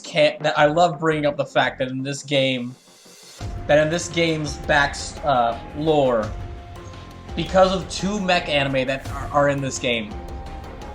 Because of two mech anime being in this game, about 10 years ago, two completely different, unaffiliated groups tried to drop a meteor on Earth in the same year. And one of them was stopped by a guy in a Gundam. The other was stopped by a guy in what Gurren Lagann wants to be, time warping the meteor back to the point where it kills the dinosaurs. Just the fact that it's always amazing just how much crazy lore and stuff is included in this game just by the virtue of this series and in this game. Or a series in this game. Right, but we don't even know the War Guru's true nature. It's imperative that we deal with them. As a member of the GDF, I believe the operation is perfectly reasonable. I don't disagree, but I've heard there are those within the military who feel the operation is lacking spark, let's say. I hear them describe it. Operation Thunderbolt is largely a performance. A demonstration to improve the GEF's position and secure funding. What a bunch of baloney! So the military is basically playing tug-of-war? Calling it a performance sounds about right from where I'm sitting. Ah, come on, G-Can. Are you telling me you're not okay? G-Can, how could you not be against the GDF? They're such a wonderful group of people. Don't you guys have no memory of your lives before you became recruits there? Well, yeah, but which means that you've probably been ripped away. Which means you've probably been ripped away from your families. I mean, yeah, but rabbits. The captain will give you.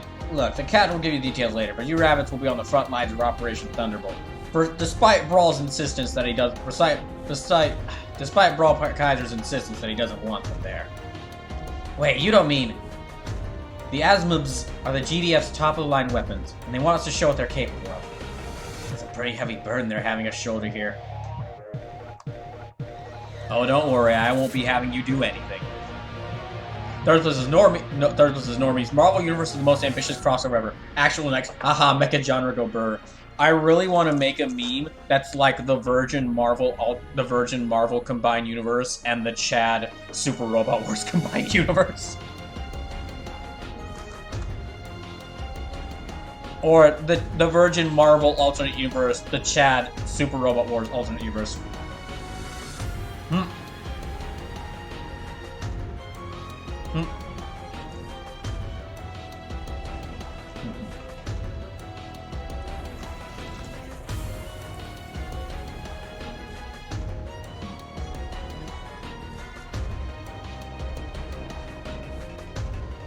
So it says, looks at Kingdom Hearts literally sitting in multiple thrones.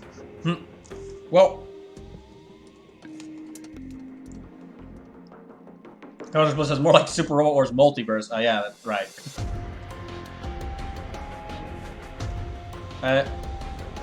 That is a thing. Oh yeah.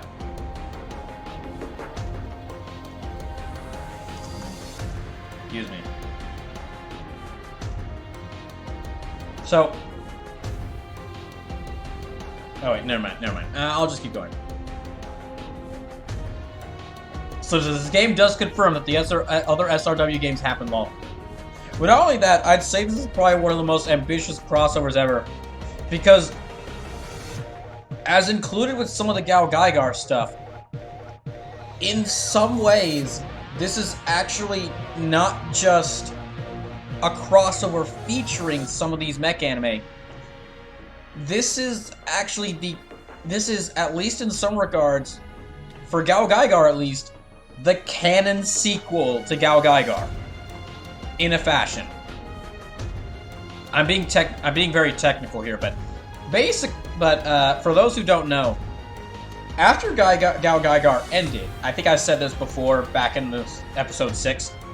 Back when GalGaiGar ended, they actually had like a sequel movie and then to GalGaiGar and then like a second sequel movie and then they had a sequel to that planned, but that thing got canceled.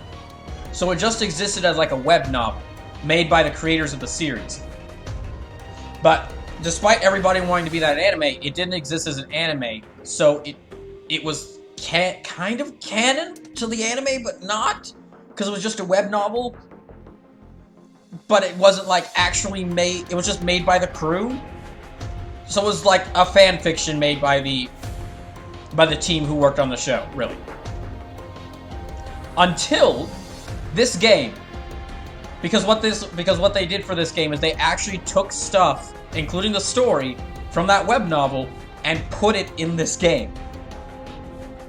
So, in a weird fashion, this is kind of in a weird fashion that involves me using air quotes a lot. This is a sequel to GalGaiGar. If you're okay with counting an alternate universe where all these other things happened from Gundam and Code Geass at the same time. And again, I'm admitting I'm being very technical there. But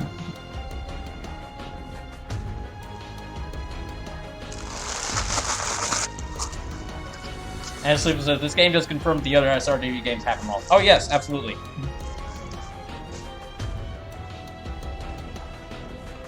Oh, anyway, okay. That's enough talking about GalGaiGar ridiculousness. Back to this ridiculousness.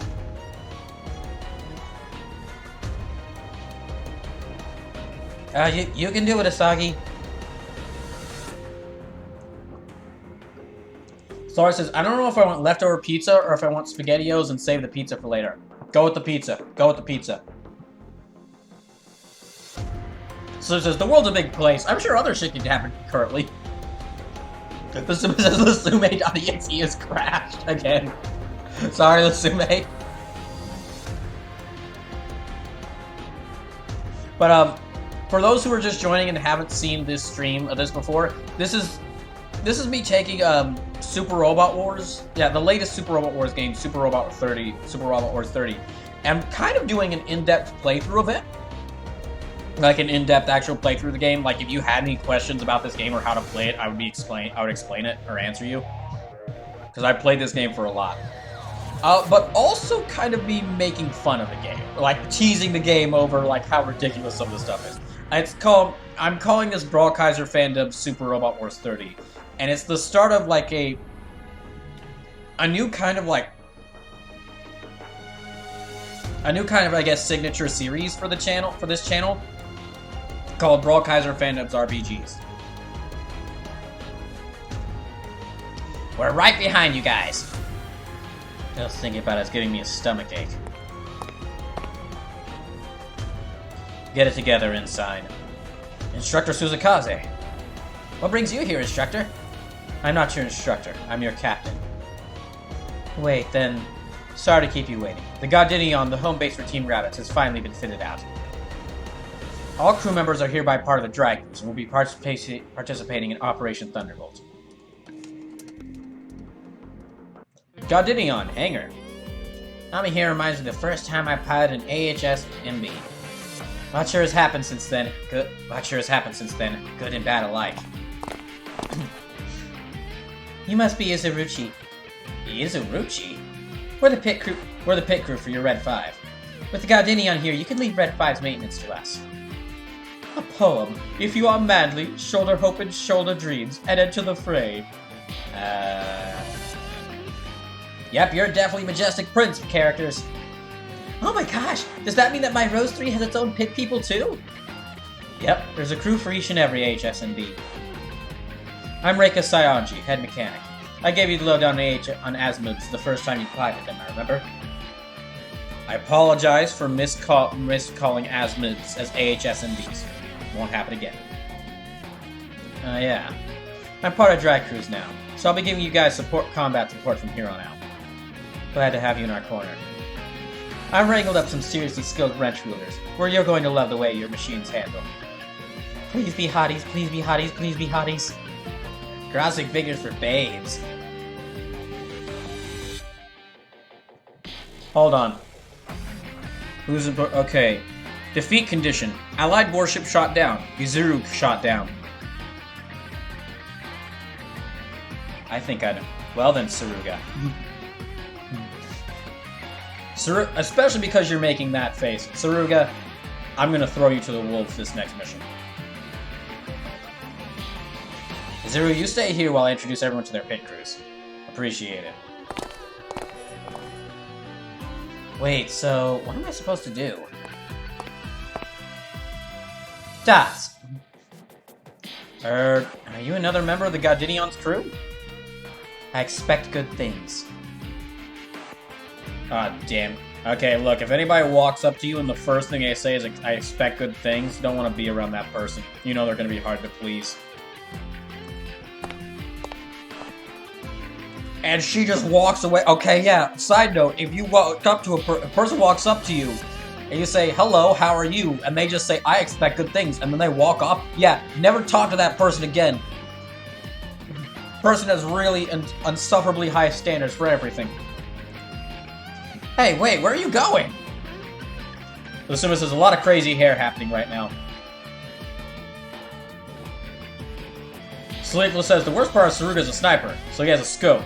A tool used to look a long way away. Thankfully, he only has a... Thankfully, none of these pilots have actual handheld hand weapons or sidearms, so he only has a sniper rifle while he's in the robot. While he is fighting other people who are in robots, so he cannot use them for his disturbing ends. That's enough. Huh? You're not to approach her. You're not to approach her. What's going on here?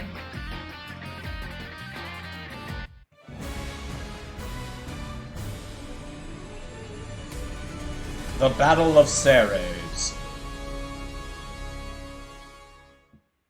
Oh shoot, it's already 11:42. Alright.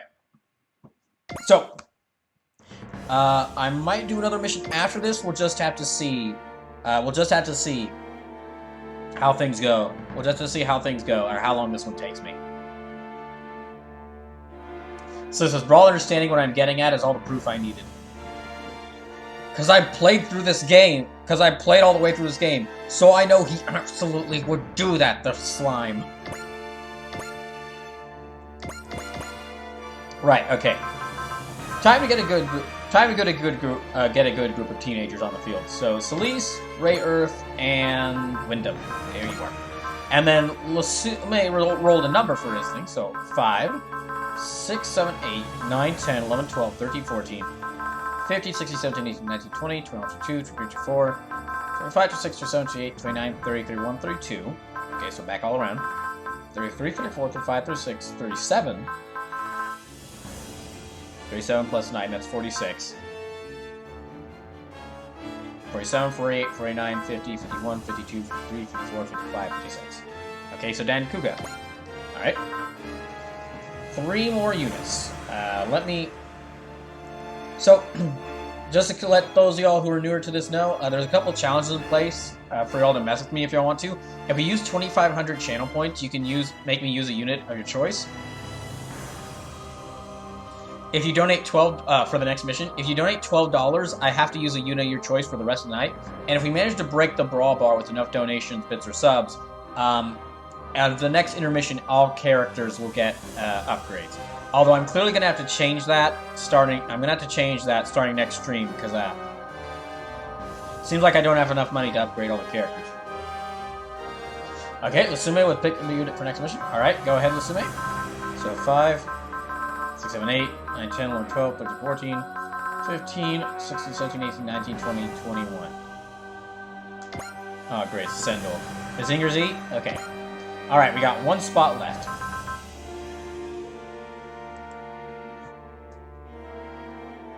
7. 4, 5, 6, 7. Ah, L-Gaim. Good.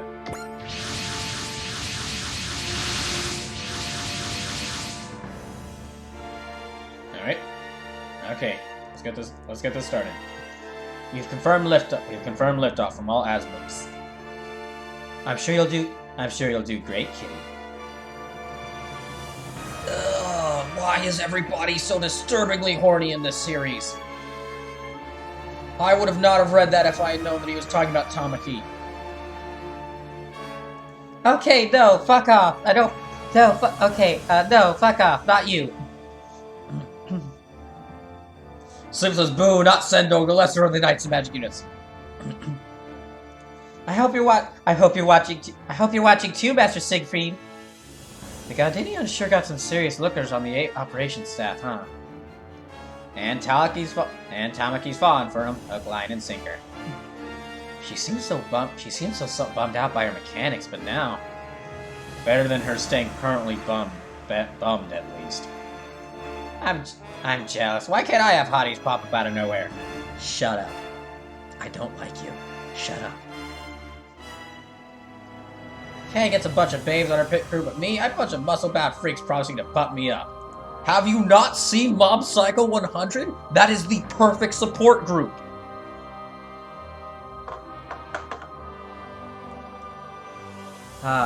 So, for all those who are new, who haven't seen me stream this game, I apologize that you came into a mission of Majestic Prince. I swear, a lot of the anime featured in this game have much better characters than this.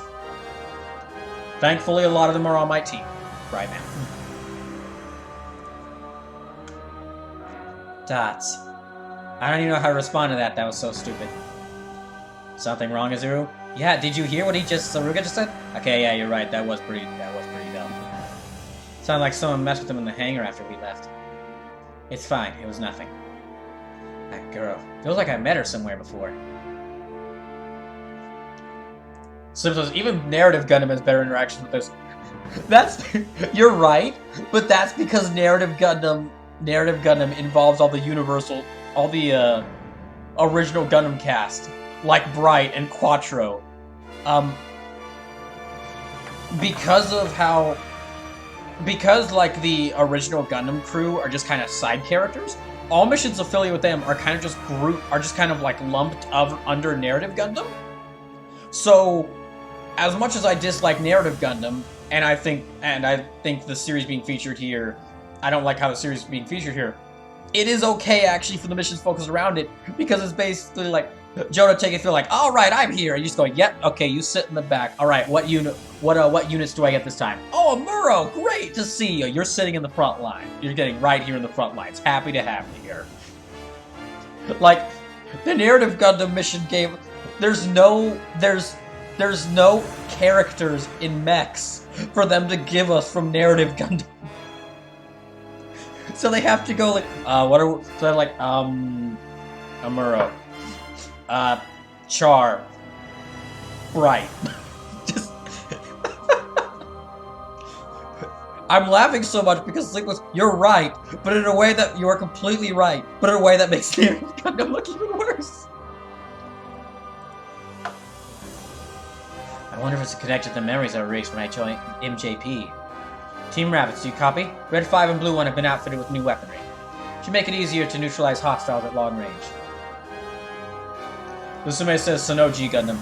Oh man, Lusume, if this game had G Gundam, you would know it, because I would not shut up about it.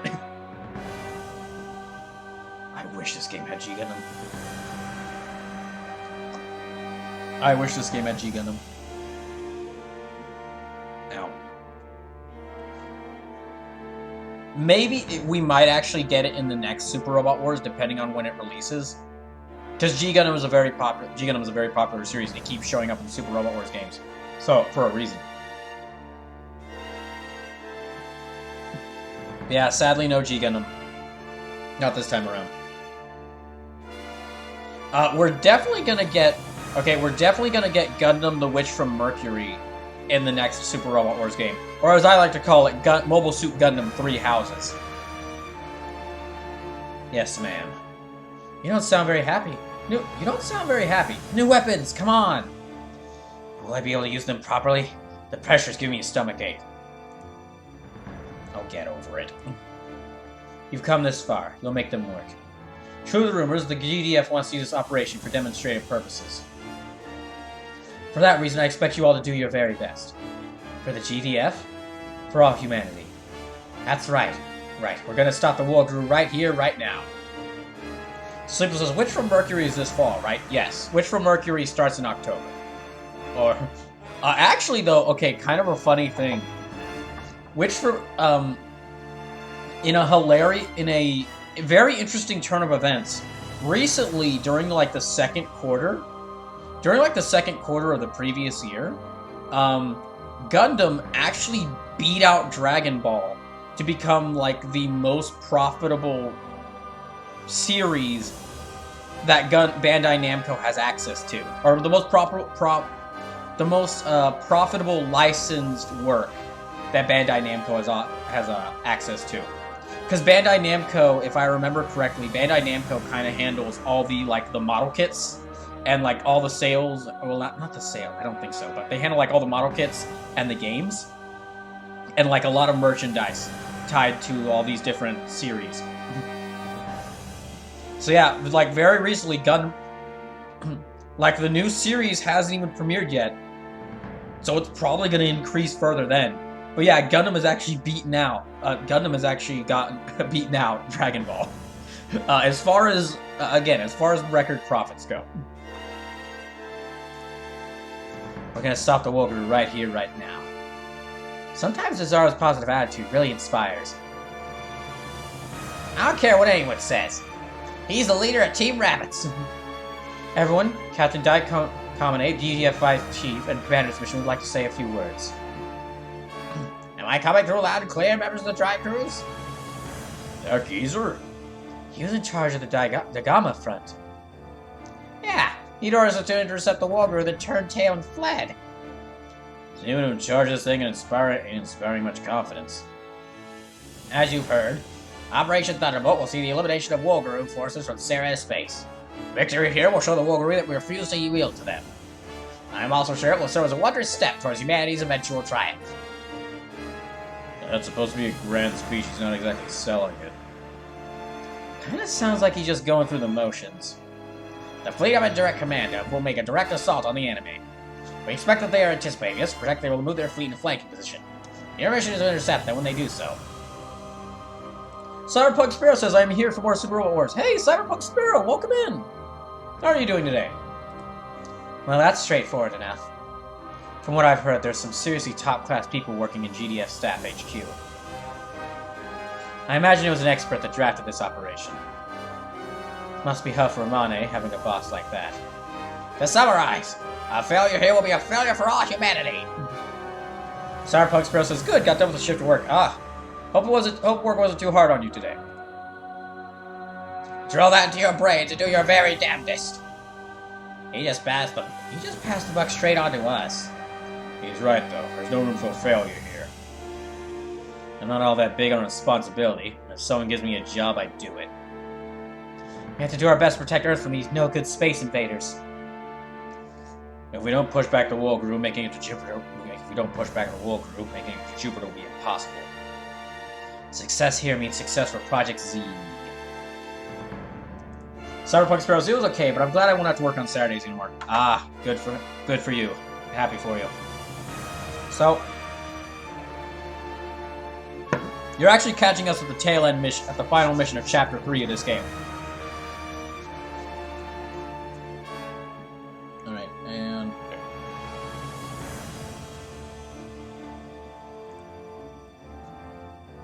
Sir, the operation start time is nearly here. Right, of course. So that's the good news.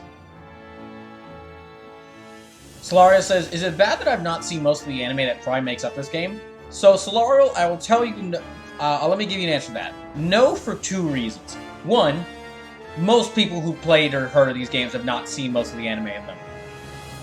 I mean, I'm trying to watch through all the anime in this right now. But it's 40 anime. Including the DLC, it's 40 different anime. All from very different time periods. Some of the anime here are back from the 1950s. I don't expect you. So I don't expect anyone to have watched that far back. Well, I mean, Mazinger Z's newest incarnation is from like the 2010, is from like the early 2010s, but its original version is from the 1950s or 1960s. I forget. Second thing is that I have not watched most of the anime in this game. The only anime from this game that I've seen is SSSS Gridman, Gut X Sword a long time ago, like a couple episodes of Knights and Magic, a couple episodes of Gal Gaigar, a couple episodes of J-Decker, because I'm watching for that right now, the Ultraman Netflix series, or at least season 1 of it, and... let me check what else was on here. Oh, Get a Robo Armageddon. Because it is on... yeah, Get a Robo Armageddon. Wait, hold on, let me see. Okay, Mulsu Gun, Z-Gun, no. Okay, Charge Counterattack, no. Heavy Milk, okay, Kingdom Brave, no. Kel Diaz, no. Z, no. Knight Raider, I haven't seen that. Okay, Prince, no. So, I know a lot about the series. So I know a lot about the series in this game and can explain most of them to you, but that is because of knowledge I've gained playing this game. Part of the reason why these streams of this are like such a big event and why I don't do them all the time is in order to properly play one of these games on stream, I have to play it all the way through beforehand so I can explain anything to anyone who comes in with obvious questions about a game that puts 40 anime into a combined universe. So yeah, if you're watching this, do not feel bad about not having watched most of these anime. I haven't watched most of these anime. I just know the story stuff in them because I played this game for 192 hours before these streams started. At this point, with all the streams, it's probably over 200 hours.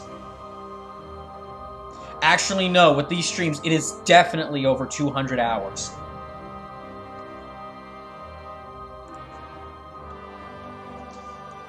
Just don't lose this front, okay? If you lose a fleet, we'll be flushing our work down the drain, too. I know that, alright? Gardinion Lounge. Those 5 machines are Asmod's. Yeah, yes? There's one more thing we owe to your assistance. This brings me joy, but also concern. The thought of them throwing themselves into combat. Another fated inevitability. More importantly, are you sure it's wise for you to be here? The ship isn't exactly safe. Pay it no mind. It is as I desired. If it is destiny for them to fight, I must see them through to the end. Sorry says, Sleepy, I finally finished by the grace of the gods. Congrats! So, what are the Wolgaroo anyway? Hold on, you guys are in the GDF and even you don't know? This game does... okay, one of the good parts about these games is that for some of the worst anime in this, they're improved slightly by having to interact with better characters and better series. Not exactly surprising. Some time has passed since we first made contact with the Wolgaroo. But we still barely have any intel on them. Either that or there's been a cover-up. Aren't they just mysterious space creatures bent on world domination? Yeah, but what do they look like? Oh, I bet they're all goopy and squishy with the tentacles everywhere. They've got weapons and a military, so they have intelligence of some kind, clearly. Based on what we've seen of the Campbellians and others, all advanced civilizations seem based around what we call humanoid life. If they're space creatures, I bet you anything they're kaiju. It's what every red-blooded guy dreams of. Okay, you had one good line, Saruga. I'm not gonna give you, but I'm not gonna let you enjoy it. I totally hear you, Saruga. Nothing gets the blood burning hotter than space monsters. Okay, you had one good line there, Utsume. Another Ultra Series segue? The Ultra Series. I bet you guys have kaiju in your world too, huh? Ernie. To Ernie, a kaiju is something like a silhouette knight. It's entirely possible they're silicon-based life forms. They probably look the same as those things we fought up until now. Pipe down, Izuru. The operation's starting. Why was that directed at me? Is Sagi okay? He kind of flew up the handle there. This is a big operation. He probably just a case of nerves. Everyone, I'm going to need you to focus. The main fleet has engaged the enemy. The Staff HQ's prediction was correct, and then up next is... Wolgaroo on the scopes, ma'am!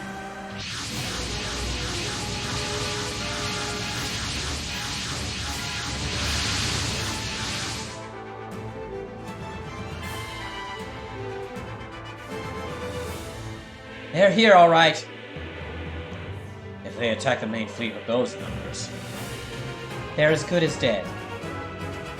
Why did you finish my sentence for me? No, I can't. Lilith, what's wrong? Oh, Sleepless says freedom. Congrats, Sleepless. Welcome back. Welcome in. Or excuse me, welcome. Enjoy your freedom now.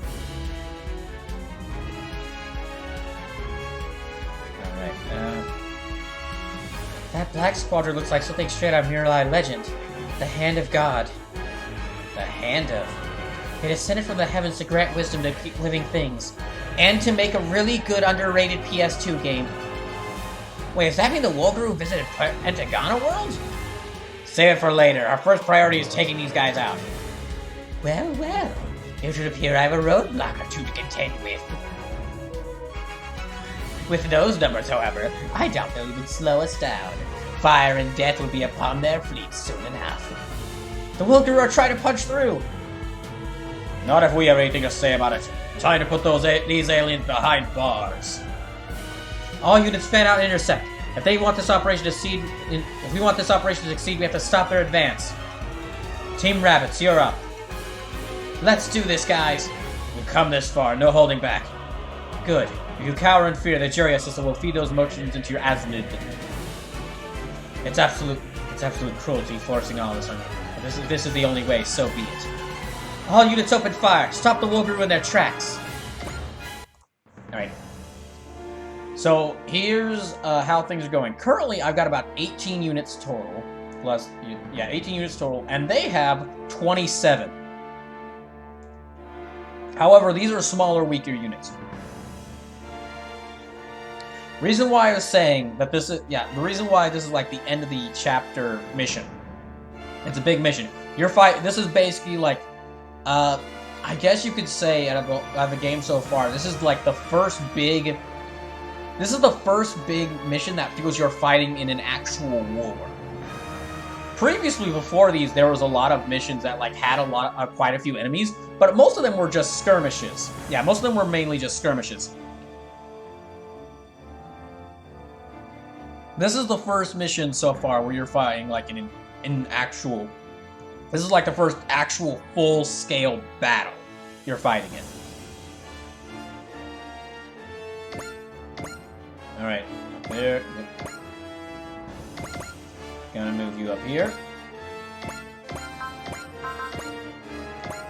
I'll have Dress Trigger make the first attack. The main fleet should be going back and forth with the enemy, ma'am. We all need to play our part to ensure the operation is a success. All hands, the fate of the Earth lies in the balance. We must do all the absolute, the very best we can. By the way, if you're liking these streams and would like to watch them, but don't want to watch them on the Twitch watch, well, I'm uploading these streams to YouTube as soon as I can. It's a bit... I don't have a set schedule for when I upload them because it takes a lot of work to upload them, but I am working on uploading the VODs of this to YouTube. So, if you'd like to see these... If you'd like to see episodes 1 through 4 of this, in full, but don't have to watch them on Twitch, don't have to watch them with Twitch's, VOD watching system, you can just watch them right here on YouTube. And that's actually a link to the playlist of the first 4 episodes. I will move... Okay, I'll move the Just Trigger over here. Now, unfortunately for this mission, if I lose a Zuru, then I lose the mission. Unfortunately. I just would like to take this chance to say, if you're enjoying the stream and you can, please consider donating or maybe even subscribing to the channel. I'm only able to play games like this on the channel thanks to y'all donations. However, do not donate to the channel if doing so would possibly risk harming your financial security. Please do not donate to the stream. Only donate to the streams if doing so would not cause any, like, financial harm to you. But if we do get enough donations to break this Brawl Bar and 2 more before the end of the month, then I'm gonna do a Godzilla ranking stream. I'll watch all 36 Godzilla films in my own time, and then after that, I'll do a stream ranking all of them.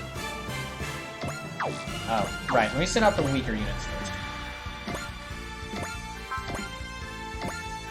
Oh, wait, sleep. Oh, this somebody said earlier. She's back. It's because Sleepless rolled a number and it ended up on the Zendel. So unfortunately, she's here.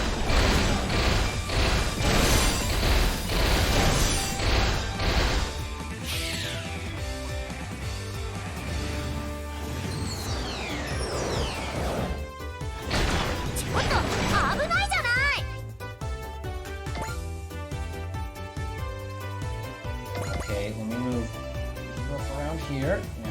I'm gonna create like I'm gonna spread out my forces a bit, but not too far. I'm gonna basically create like a pretty wide line to set up my units for it.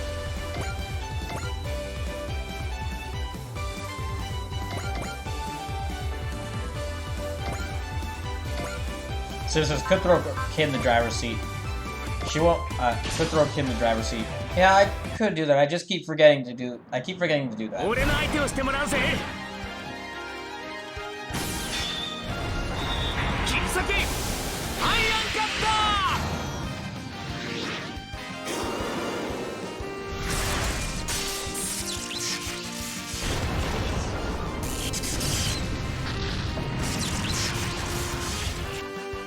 Alright, there. Might be able to switch them around right now. Nah, gotta wait until their turn to switch them around. Although it is a little funny that I keep making fun of It is a little funny that I keep making fun. Well, excuse me. It is a little weird that I keep making fun of Addie, considering that she's the easiest character for me to voice right now. All I have to do is just say one word.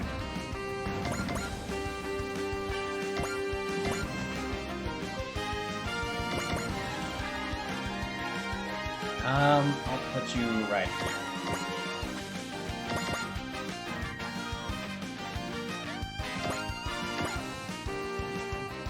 I'll have to wait for the all the characters to move it. I'll have to wait for all the enemies to move a little bit closer. Boost that. Well.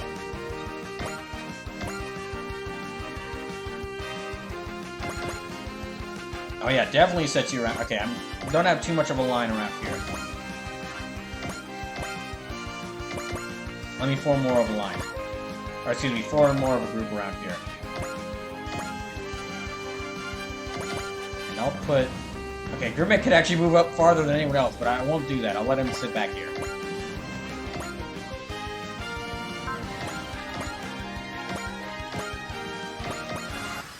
Alright, their turn.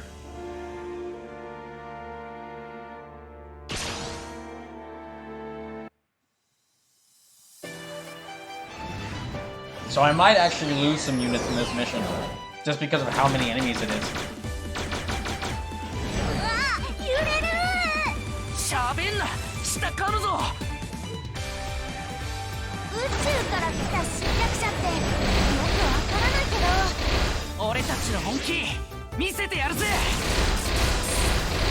Gosh dang it.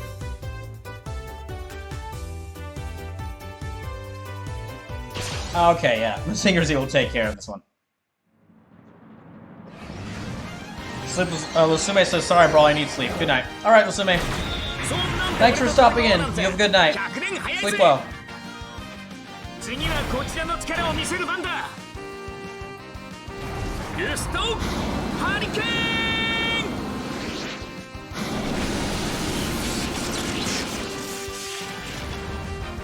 So yeah, depending on how long, depending on when how long it takes me to do this mission, I might be able to do one more mission after this, but we'll just have to see. If not, then this mission will be a great stopping point.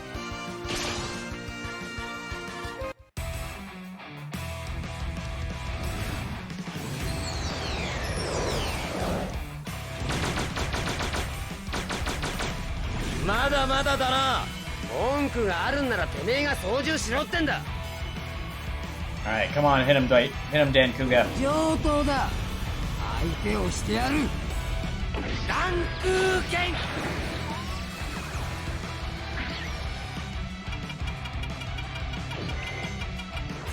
やってやるぜ。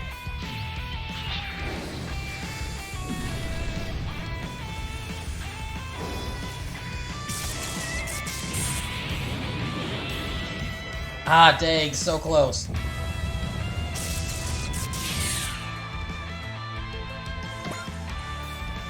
Okay, it's already down to 24. Oh gosh, okay, yeah, I was gonna take them out.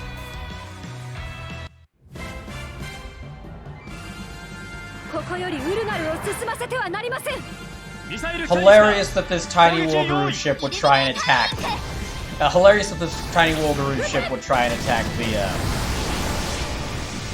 this battleship.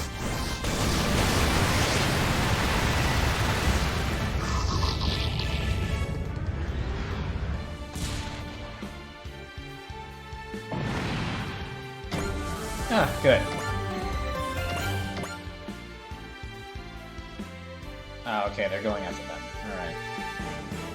Is there any way I can lessen his accuracy?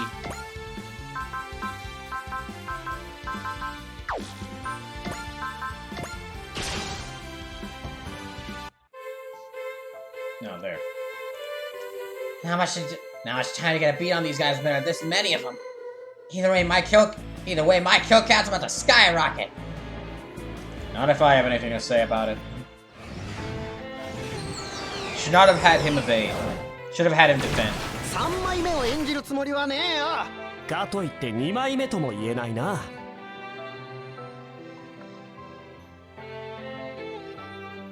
Let's see, okay, what is... Okay, defend? What does that do?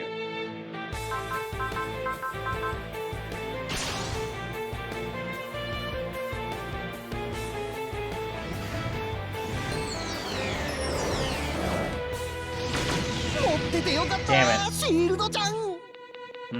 Okay, so that doesn't work. I'll have to have him attack if I want him to die.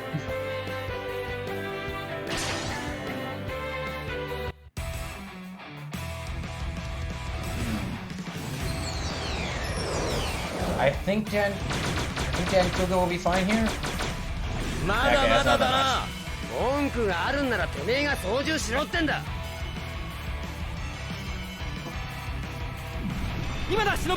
やっちゃえ。言われるまでもね。全速力で突っ込む。Ah, dang it.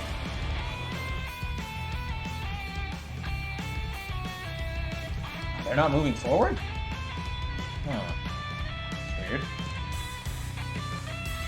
I guess they're waiting for me to come to them, which is weird if they're trying to advance. Yeah, the whole point is they're trying to destroy my... Yeah, wait, the whole point is that they're trying to destroy my team here so that they can attack the, my allies from their flank. Feels a bit weird, they're like, ah, just come to us.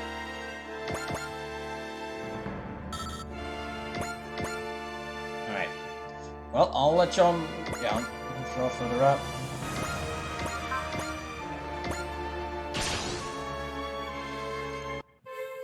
It's punchy chargy time. Let's zoom, Rose 3. Master Giuliano, Master Siegfried, watch me, watch me! I'm losing interest in you too. I'm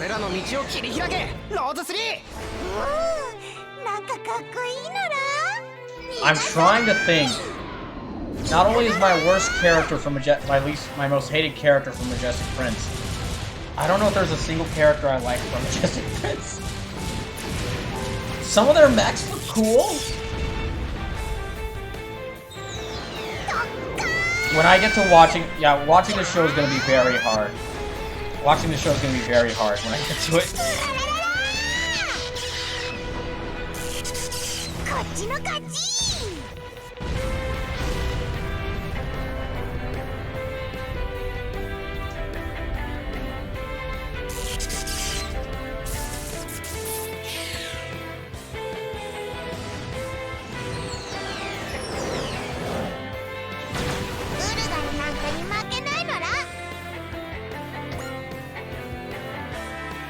Oh, wait, shoot. Okay, Mazinger Z's got like... Oh, 10 XC. Okay, I might have to. Alright, change of plans. Let me have Mazinger Z run around and do some real damage. 返り討ちにしてやるぜウルガル跡形もなく溶かしてやる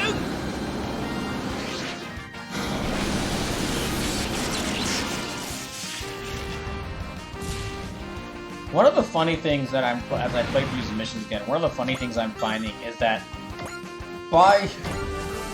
so with some series being in here, okay, the other series crossing over to the big Super Robot Wars storyline, they're still existing, or why they're here still makes a lot of sense for why they are necessary to fight this team. Like the Magic Knight, Magic Knights from Ray Earth. Them being here makes a lot of sense because they were specifically chosen by the princess of the world that is having its forces invade here. They are specifically chosen by her to free her and defeat this guy, so they have to be there. And apparently they're the only ones who can specifically do it. And like when dealing with stuff like the invaders, or excuse me, when the enemies for Gun X Sword. Okay, Vaughn being on the team for dealing with these enemies for Gun X Sword actually makes a lot of sense because, you know, we're the most powerful. We're kind of becoming the most powerful group on the EFF forces, and becoming a major target for this group the Claw has. So he's like, hey, if I stick with them, I can find this guy.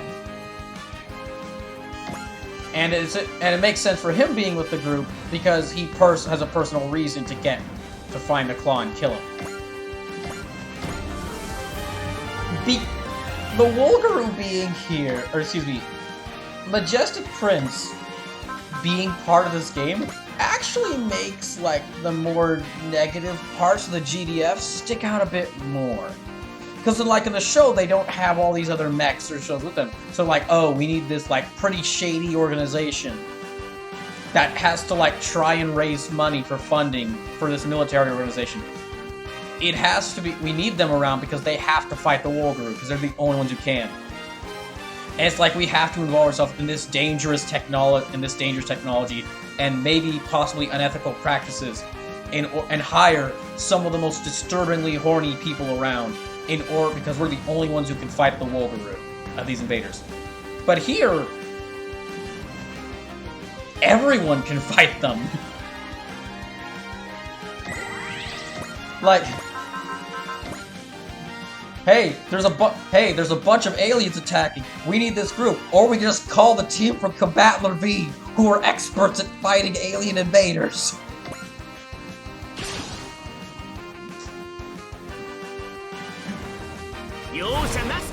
Or it's just a little funny that they're made unnecessary by the main team, the GDF, the main Earth Force in Majestic Prince is made unnecessary for being here just because they're in Super Robot Wars game and there's all these much more powerful mechs here. They don't really. What I'm saying is the GDF don't really add anything that only they can do, or they don't have a personal reason to be here.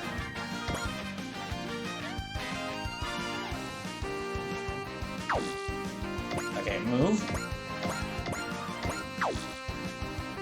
All right, yeah, that sets him right there.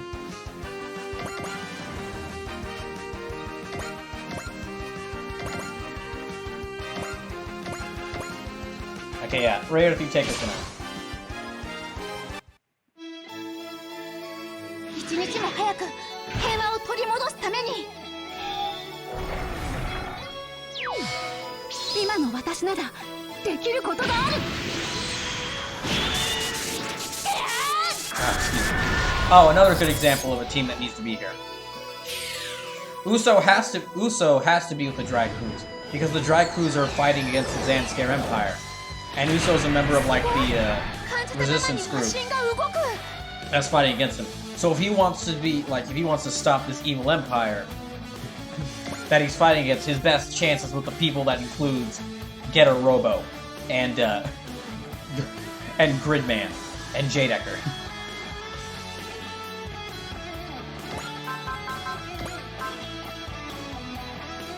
Yeah, okay, multi-edge. Well, I won't have her attack yet. I won't have her attack yet. Gardenion forward! Take the lead and support the Asmids. We can't force this fight on the kids. If humanity doesn't win as one, we'll never emerge victorious against the Wolverine. 前方よりウルガルキ接近。ここは死守するわよ。行動予測パターンを1024通り算出。それにランダム砲撃係数をインプット。Oh yeah, so the Gardenion is also a the Gardenion is a ship that's joining our forces. Or it's the next warship I've got. This is the newest warship I've got.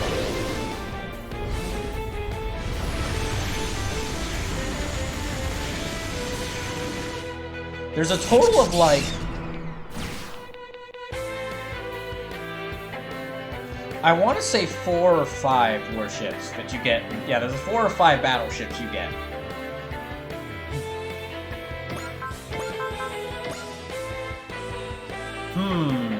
Wait. Ah, shoot. This will destroy these 2 units, but it might do some damage to the Sendog. Fire. 攻撃は集中して行え。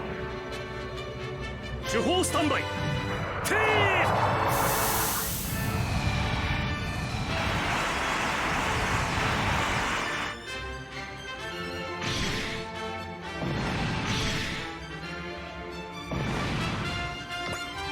I can't move, so...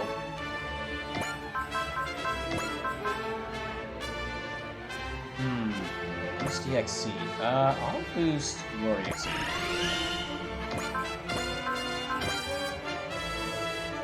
Oh no! This will destroy 2 of the Wolgaroo, but it might destroy the Sendog as well. Fire.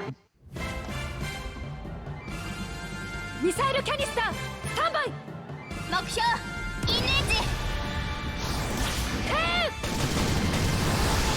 I wonder if destroying my own units adds to my unit as my character's scores. That'd be kind of messed up if it did. Oh. Ernie. Good, don't have to deal with you now.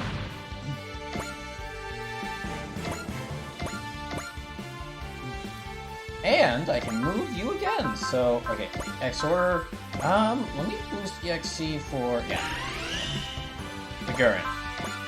And this cast this again, there, I can take out these 2 as well. ミサイルキャニスタースタンバイ。目標インレンジ。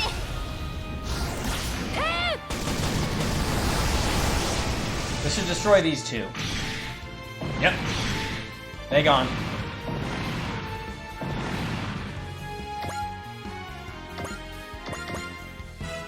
Okay, and now, wait, how far away? I can't attack, can it? Okay. K can't attack from this far away.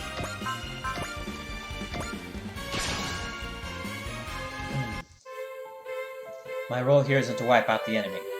It's to use Purple 2 to help my teammates win the day. ウルガルの接近を確認。 Dang, it's already like 12:30 in the morning. Gosh. These streams really do go late.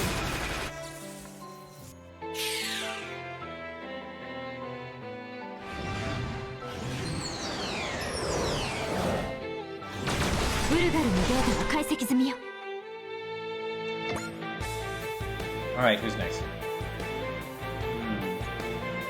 Dan Kuga? Yeah, okay. I can have Dan Kuga move around next. Let me have him move up. Okay, then I'll have you move over there. Wyndham, we'll move you up. Gridman, yeah, okay. Gridman, move you up. And then I already used multi-action on you.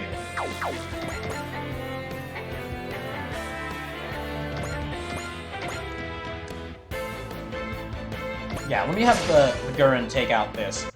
Then we have the Gurren take out this unit and then attack some more. 新しいグレンの力思い知れ目障りだよ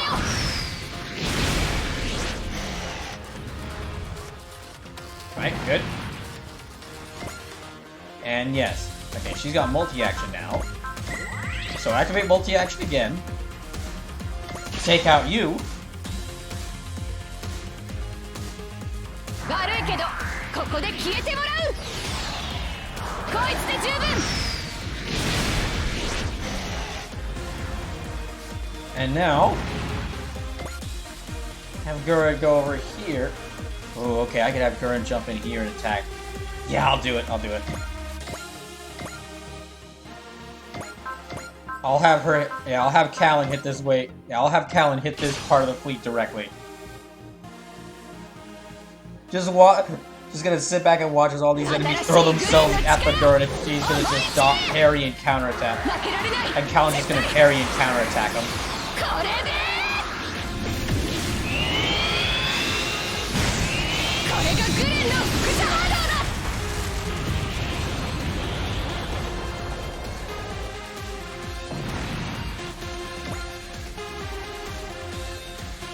I'm gonna sit. Yeah, I'm gonna sit right here.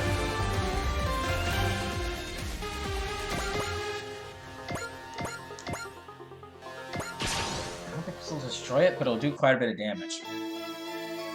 勝負は一瞬そこ続けていくわよ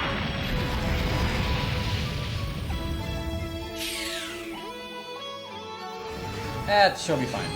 She'll probably, yeah, Celeste will probably actually dodge this one. あんまりしつこいと嫌われるわよ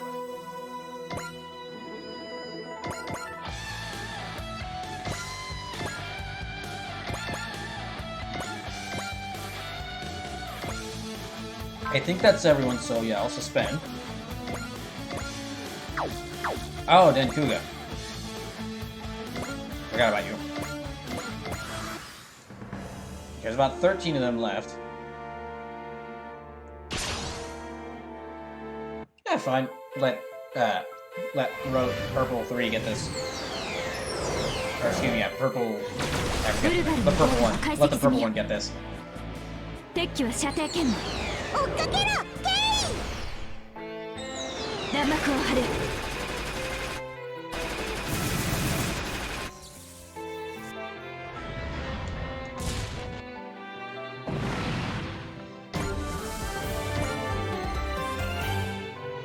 Wait, so I've got, yeah, one part of this fleet is gonna all attack Mazinger Z, and the other half of this fleet will attack Gurren. 俺とマジンガー Z は一心同体なんだぜ Yeah, Mazinger Z is こ gonna のまま smite 黙って them. る俺じゃないぜ跡形もなく溶かしてやる Yeah, you're dead. Okay, 12 of them left.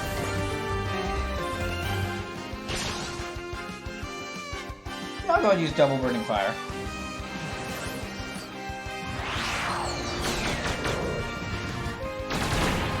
Z は見た目よりも素早いのさ返り討ちにしてやるぜウルガル哲也ダブルマジンガーの力を見せてやろう Seems a ぜ bit. Well, I was about to say seems a bit like Overkill destroys one enemy unit, but sure, whatever. It'll destroy them in one hit. Fine by me. ファイヤー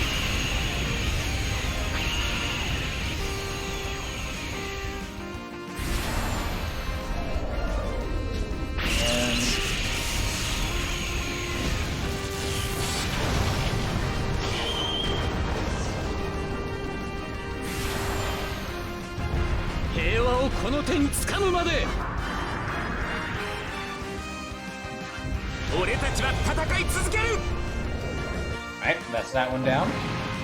Only 10 of them left.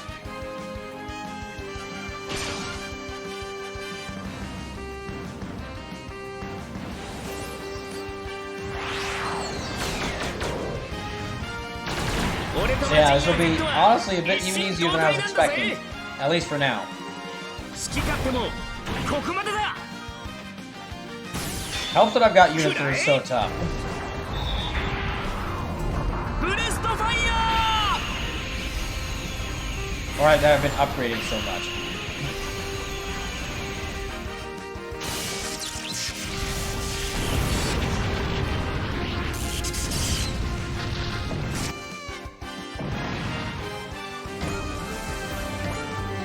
And Mazinger Z's got 10 EXE again. Okay, well that unit survives because it decided not to attack Mazinger Z.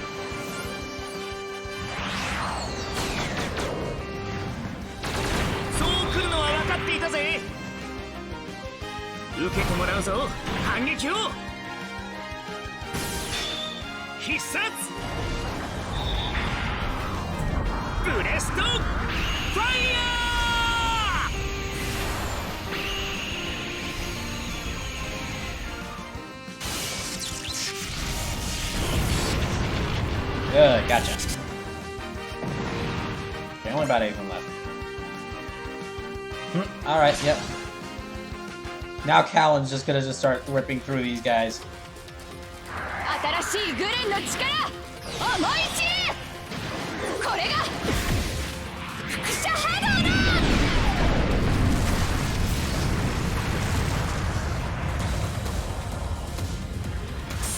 Yeah, that one's dead. Still that giant warship in the back, though, I don't have to deal with, but...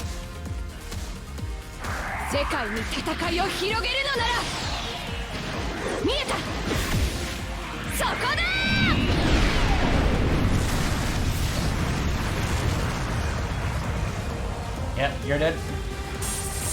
So there's of course a second phase to this, because this isn't all the battle. Yeah, there's a second phase to this that throws in even more enemies, and like including a boss enemy for you to fight. I don't know when exactly it starts, though. I'm not sure if it's like one of those where you defeat this many enemies and the next phase starts, or like you have to get once you get to a certain turn, the next phase starts.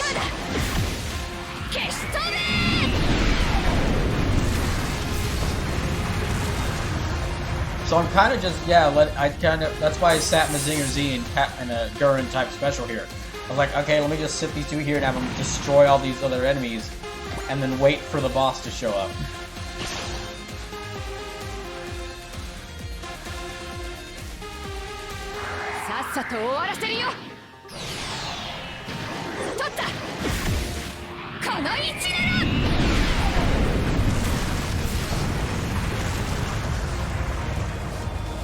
Okay, that's you gone.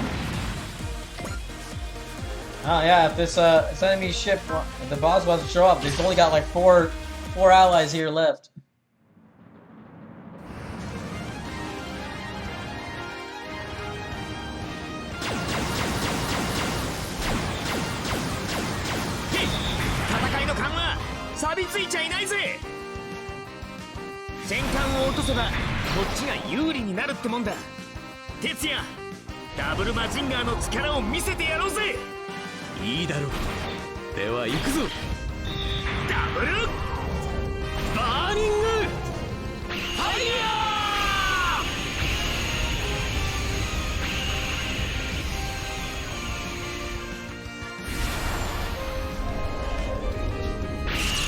I don't think this will destroy this enemy, so it is a battleship.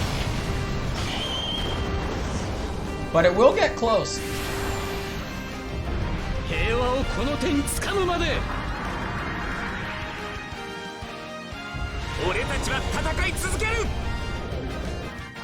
Okay, there.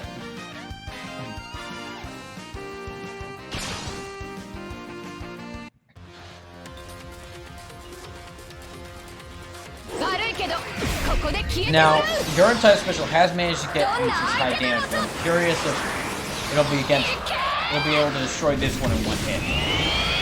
It definitely would require a critical hit at this point. Holy shit, it did! Holy shit! It did! Never mind! Never mind! Oh my god! I was literally just like, oh well, okay, Gurren's tough, but I don't know if it can destroy this unit single hit. It destroys it single hit. What have I done to Callan? I've made her a monster. Not even Mazinger Z, one of the most powerful and famous robots of all time, teaming up with its brother robot, Great Mazinger. Them doing their ultimate combined attack could not destroy one of these battleships a single hit, but just Gurren just punching it does it. Oh my god. I'm not sure if it's because of the upgrades or how high the level is, or just the Gurren's just that good, but that is hilarious. Who do these primitives think they are? Stay sharp, everyone. Squadron's approaching a sector fast. Reinforcements? Hey, Exos! Whatever brings you here? Enough of your cowardice, Rado. You're advancing too slowly, that's why I'm here. I'm paying no mind, I just want to break through their formation. The foe you're struggling with looks quite intriguing. I'm going to join the hunt. I must protest, Pidgeot. Lord Galaxy will be absolutely furious with me. You needn't to worry about my brother. I have free reign to do as I please. Hey, that guy's just charging right in. What's that white Wolgaroo doing? A Wolgaroo commander, perhaps? We haven't been able to observe anything like that in our previous battles. Yes, but it's going to punch a hole in our formation if we ignore it. Gridman! Alright, I'll go stop it. No, not you, Gridman. Alright, well then, I'll stop it. Not you either, Gurren type special. I can go stop it if you want. I can go stop it if you want. Not you, Huckbane 30.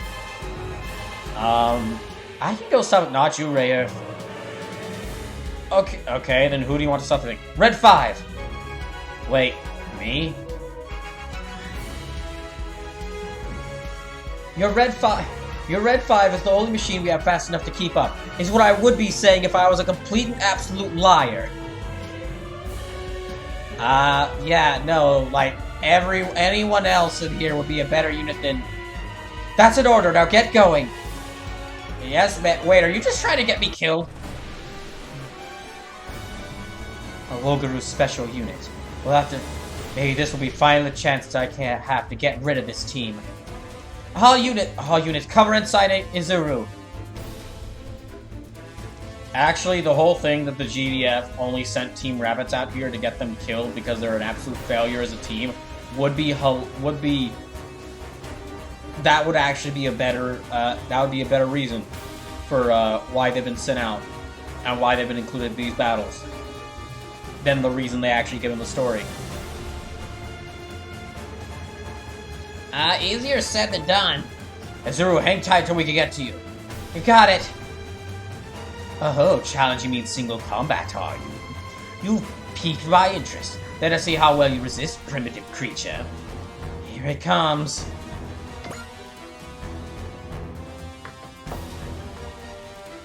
Yeah, no, I ain't doing that. The only reason I didn't have anyone sent around that location is because I didn't know exactly where that unit would show up from. But now that you are on the field, yeah, I ain't having Izuru fight you. Heck no. No.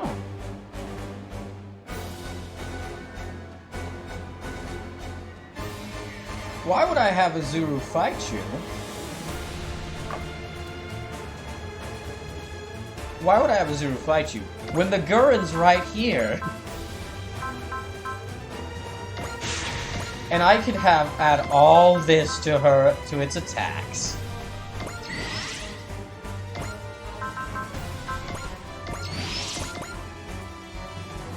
I could just move, yeah, I could just move right here.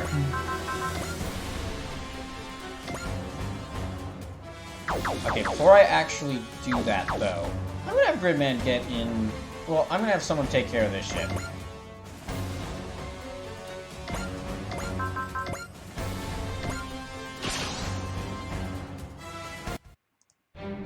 Let's do this, Momoru. Right there with you, Ikumi. Project Z is counting on us to win. We're gonna ensure this operation succeeds no matter what.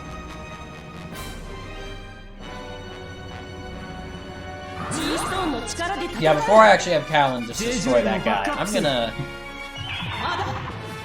I'll go ahead and take out this battleship.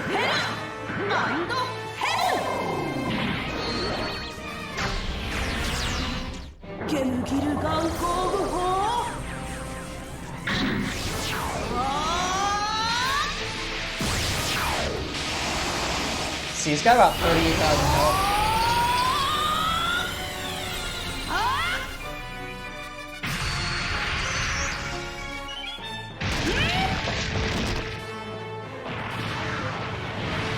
Okay, about 8,000.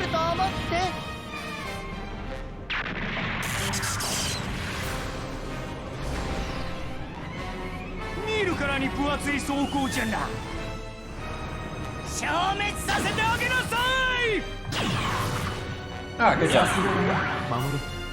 次に備えてイクミ。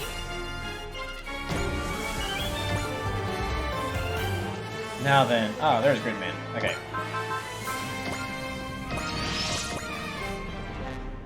I'm not gonna have him fight this one. Can I move him close enough to hit this one? Yes. Okay. Well, no, not that one. Calibrin. Nope. Okay. EXAC order. Use DXC. No. Okay.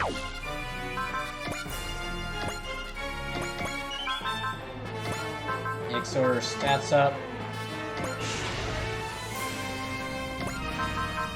And then, oh, okay, I might be able to, yeah. Nah, okay, I can't move you close enough. Alright. I'll at least have you take down this one. 響く頑張って。みんなは俺が守るから。 So for the rest of this mission, I just have to beat that one new boss that showed up and I win. There we go. Okay, their score is 616. Let me see if... Can I move Raiders close enough?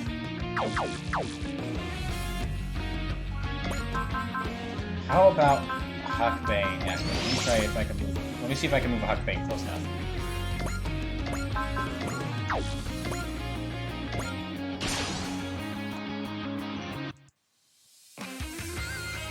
Tentacle, space freaks, kaiju. Whatever these things are, it doesn't matter. They pick a fight with Earth, they're gonna leave with a few bruises. It's lucky enough to destroy this one, but I might get close. Come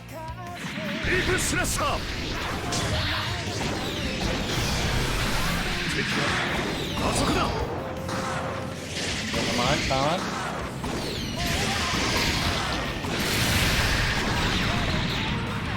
Okay, that's good.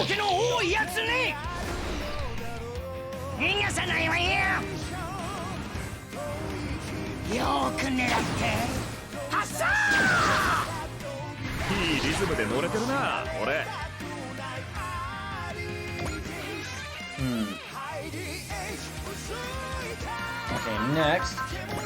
Okay, boost dash. Might be able to... No.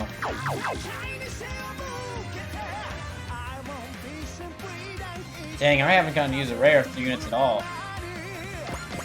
Alright, yeah, in all this mission. Okay, let me try using the Z. Try setting out Mazinger Z. Okay, boost dash.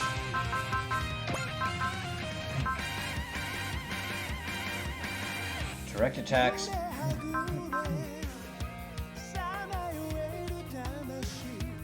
Oh, yeah, trick attacks. Okay.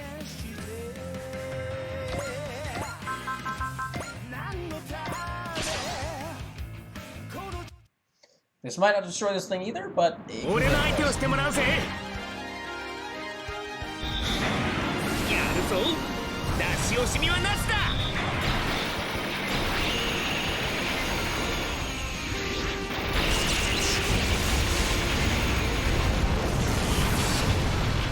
Yeah. Okay, yeah, you're nearly destroyed. Only about 10,000 health left on this one. Not that much. Not that much left.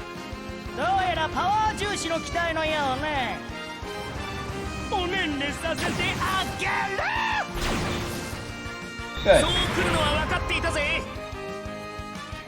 Okay, I might be able... Yeah, let me bring the wheel the dress Trigger around. Yeah, I think the dress Trigger can actually...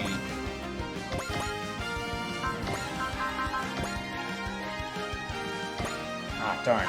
I was hoping that that could... Okay, X order.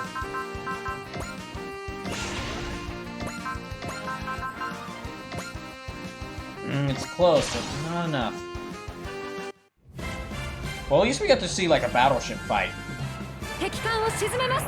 了解対艦戦闘用意主砲発射最終段階へ防御シャッター下ろせ主砲車線上に味方機を認めず AG ブレーキ作動発射5秒前321撃て Okay, so I need 10,000 damage to destroy this thing.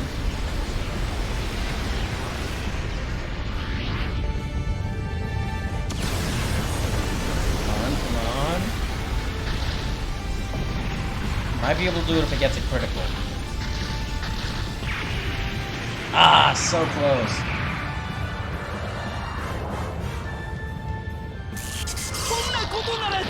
So close. 見つけたあんたが指揮官ね消滅させておきなさい引き続き警戒を。次が来ます。 And yeah, I'll move you around here. Ah, dang it! Hold on. XC6. Okay, I couldn't have used. Darn. I was thinking, oh, maybe I should have used EC to try to restore action, but I can't. I don't have enough of that. Okay, Dan Kuga, you're up. Try and finish this thing off.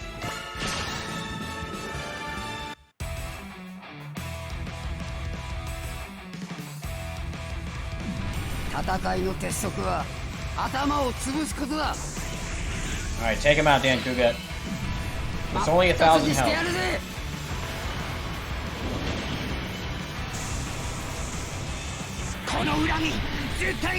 Yep, you're gone.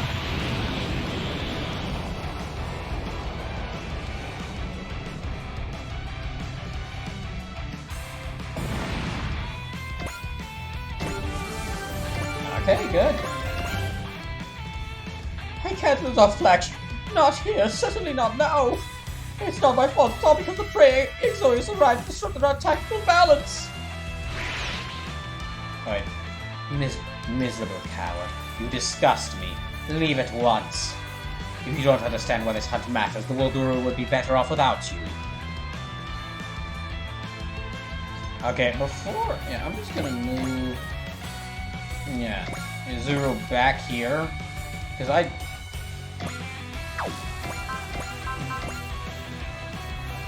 Alright, and now that things are out of the way, let me move Gurren Type Special all the way over here.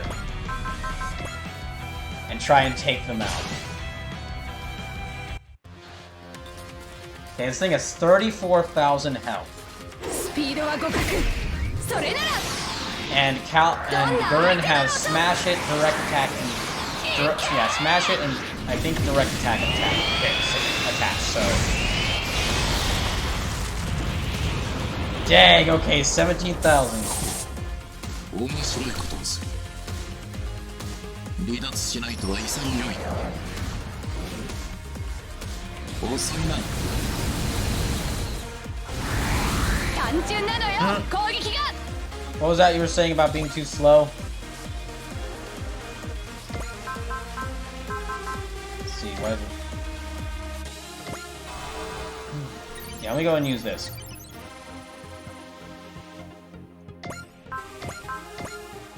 Fender, maybe... Yeah, that works.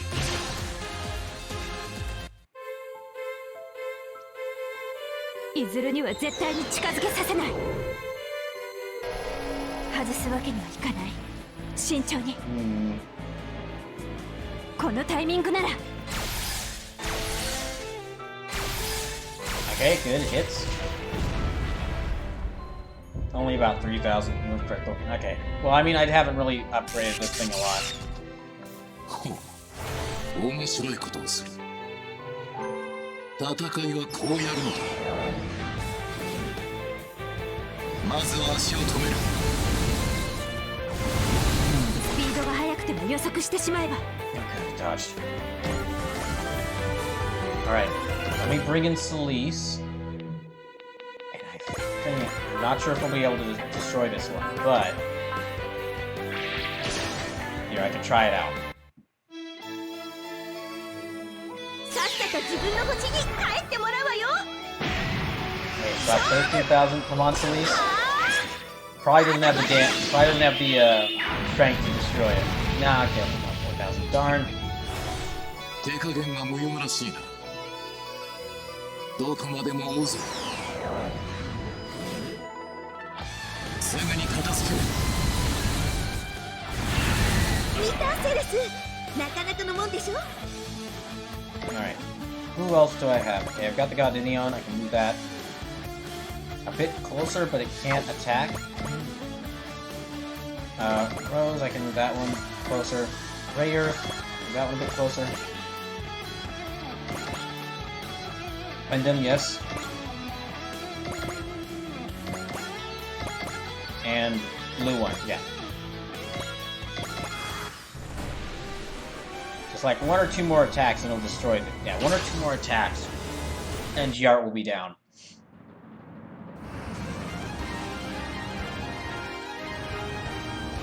The Gurren's already taken out half of itself. And Celise took out another good Celise and Purple already took out another good portion of itself. こっちが有利になるってもんだ。ユストハリケーン。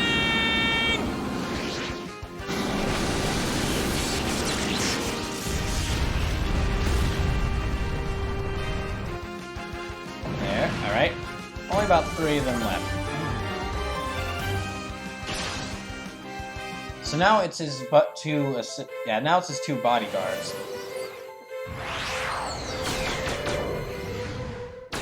どうしてあれをかわせんだよ。計算結果を忠実に実行しただけよ。ウルガルと戦うことが私たちの役目。全センサー最大化。出力最大で発射。 Now there's only about 3 mechs. I'm curious if EX Otis is going to attack any of the 3 mechs that are in an area, or if its AI is set to where it's going to attack. It's going to go right after the red 5.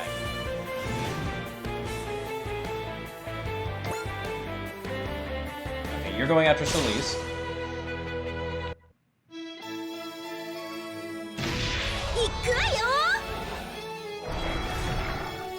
If you've hung around watching the stream this long, thank you. I really appreciate it.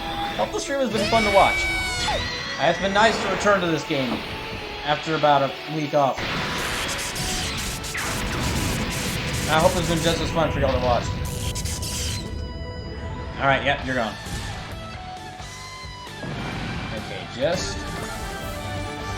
Oh, okay, yeah, he does go right at... Yeah, he's going right after Red 5. Which means... Hold on a second. Oh, hey, Discount GM. Wait a second, let me move Red 5 over here. Hold on a second. If he's going right after Red 5, we're gonna keep going after Red 5. Hold on just a second. Dang, if I had known that ahead of time, I could have planned this out very well.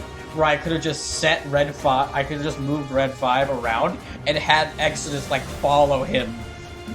And follow Red 5 right around. And just, like, lead the Exodus, like, right into a trap of my strongest units.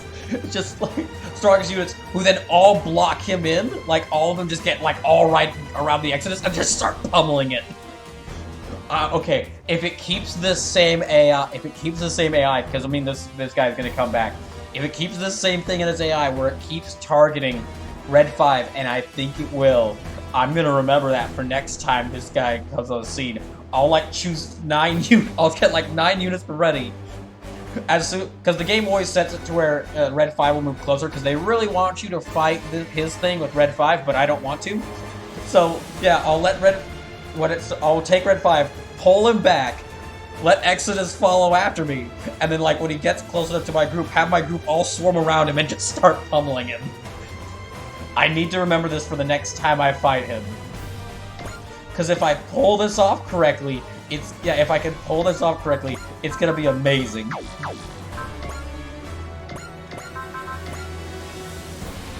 just him going like, yes, the hunt is on! Yeah, no you don't, creepo. No you don't, creep. No, you will not. No, you will deal with us. 絶対に許さない。やるよ、レイアス。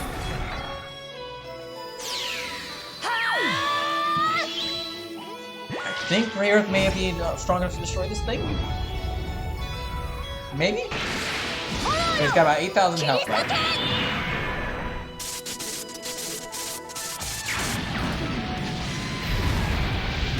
Dang it. Really close.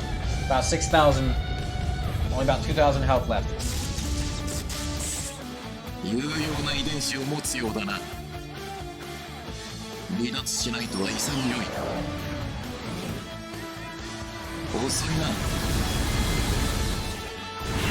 Again, you keep saying this too slow thing, but I think you need to really say that about yourself. You know what? I will let Celise get the win for this.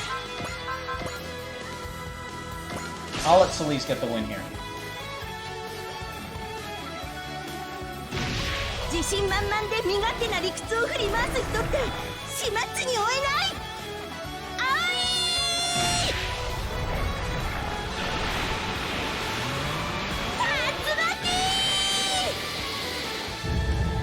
Good. Okay, yeah. This should be enough to destroy it.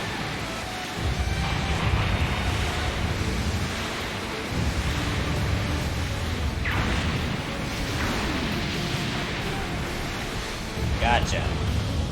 Just enough to destroy it. 待っていたぞ。このような戦いを。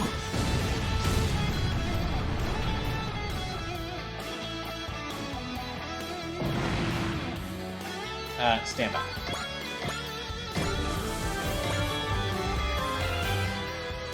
It would appear I have a formidable foe in my hands. The White Wargroove is withdrawing. We can't let it escape. Very good. If you challenge me with your dignity on the line, I'll return the favor in kind.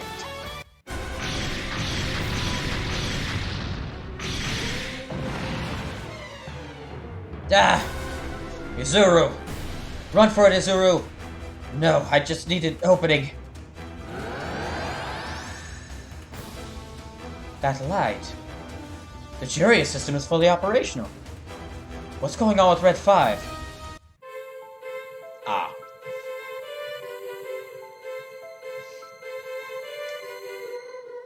なんとしてもここで止めてみせる。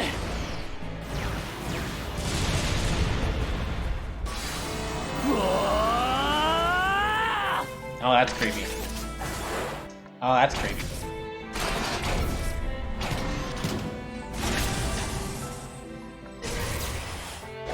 Oh, that's right. I forgot it has the arm chainsaw.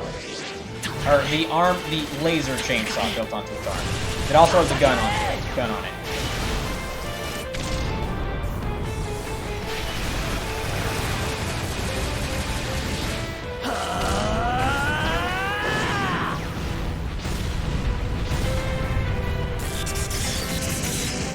Game really was like, fine, if you won't use Izuru to destroy this thing, we'll do it.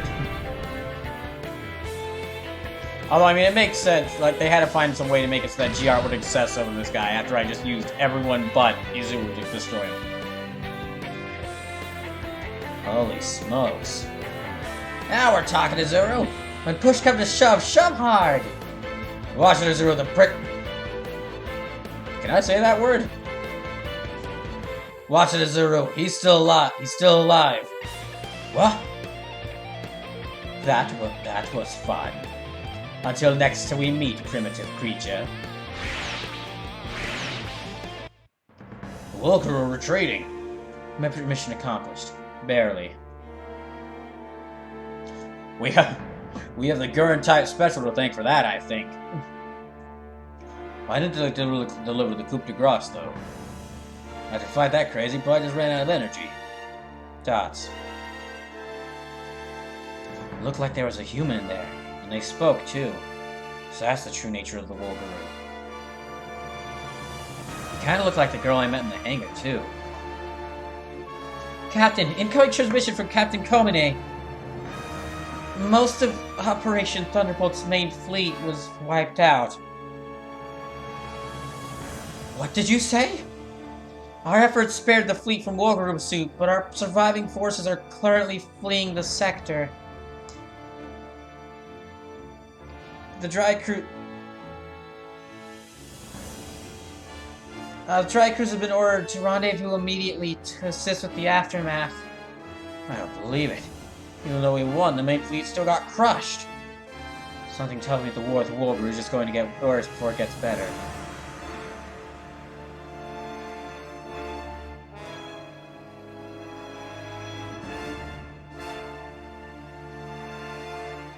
Commander Mitzvah, assemble the members of the dry cruise before we rendezvous with the fleet. Right. I have critical information to relay concerning our future trajectory.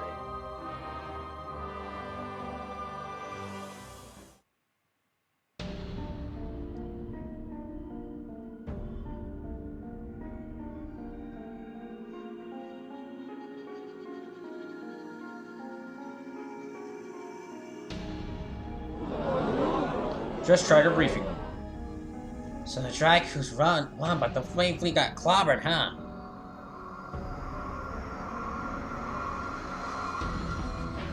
That's a pretty big blow to the GDF. Does this mean the Wolverine are going to swoop in on the Earth? What's their goal anyway? The wholesale slaughter of humanity? Sounds like nobody's really sure. Enough, Frank. If they attack, we beat them back. Plain and simple. Dots. After what's happening, Azuru's been acting a little off.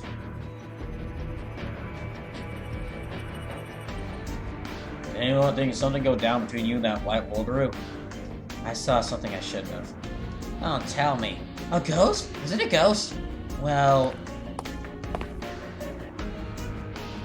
Speak to this of this others will be charged with leaking state secrets. Captain Suzukaze? I get it. I don't like it either. But rest easy. There will be a full explanation. Yeah, so, like I was saying, part of the whole thing of Majestic Prince is that the GD... I don't know. I think it's supposed to, like, have a little bit of a darker tone. Because from what I've seen of it, like, a lot of characters die in the show. And, like, the whole thing is, the GDF is, like, a more... is kind of a corrupt organization that's like, we have to have you hide the fact that we're fighting humanoid aliens. We have to hide the fact that you're fighting humanoid aliens. And we're using these teenagers to, like, fight these robots in battle against the things. But it doesn't... It doesn't work here for a couple of reasons. One is, if you tell anyone that we are fighting that our aliens are shaped like humanoids, you'll be charged with leaking state secrets. Hold on. Excuse me. Just points back to Daba. We've already fought one group of humanoid-looking aliens. No, you don't understand. It's important that we must keep all the secrets of the Wolgaroo. But we cannot even know the true nature of these aliens. You mean like the other group of aliens we're fighting? Yeah, I fight hi there. A 10-year veteran who pilots a giant robot shaped like the devil. I fight giant aliens all the time. I'm pretty sure whatever these guys are like, it's not worse than literal space squid that want to devour all of humanity. Yeah, I think we've seen some pretty terrible things. I think we all see some pretty terrible things. Explanation? Thank you for gathering here today, Dry Cruise. Sorry to keep you waiting, Captain Simon. Those not present will be able to hear you through shipwide broadcast. So that's Simon Gato, commander of MJP. He knows Commander Fikes. That's why the rabbits got sent to the Dry Cruise. I'm gonna have to punch Fikes in the stomach for that later. And I'll punch him in the stomach later too. If I may have your attention. As you know, the Federation fleet comprising the heart of the GDF forces suffered serious losses during the battle at Ceres. We expect the Dry Cruise, including Team Rabbits, to play a larger role in the operations that come. To ensure your preparedness, we wish to ensure you possess crucial background information on the Wolf. I wonder what... Everything I'm about to tell you is top secret. Speak of it outside this room and the consequences will be dire. Hey, we already deal with weird aliens on a normal basis. This is nothing special. Like, firing squad level dire? First, look at this. Footage courtesy of Red 5's main camera. Is that the White Wolgaru's pilot? Are you joking? The Wolgaru were human this entire time. The Wolgaru were human this entire time. Again, not that special. We've already fought the forces of Besiedal, and they look humanoid, and they're from a completely different star system. Yeah, this isn't really that big of a deal. He's saying something to Izuru. They're not human, or rather not Earthlings. They're similarly, certainly, but in every sense they're alien life forms. Which means we've got another batch of humanoid aliens to contend with. So... And, you know, for being from another planet, they sure do look like us. What's that supposed to mean, Utsumi? You could say the same thing about us. Out of all the characters to point this out, I can't believe they use cow. Daba. That guy in the white robot is total bad guy material, though. Really? I think he's hot. You think everyone looks hot? Yeah, and he's trying to kill us. What, you just fall for anyone?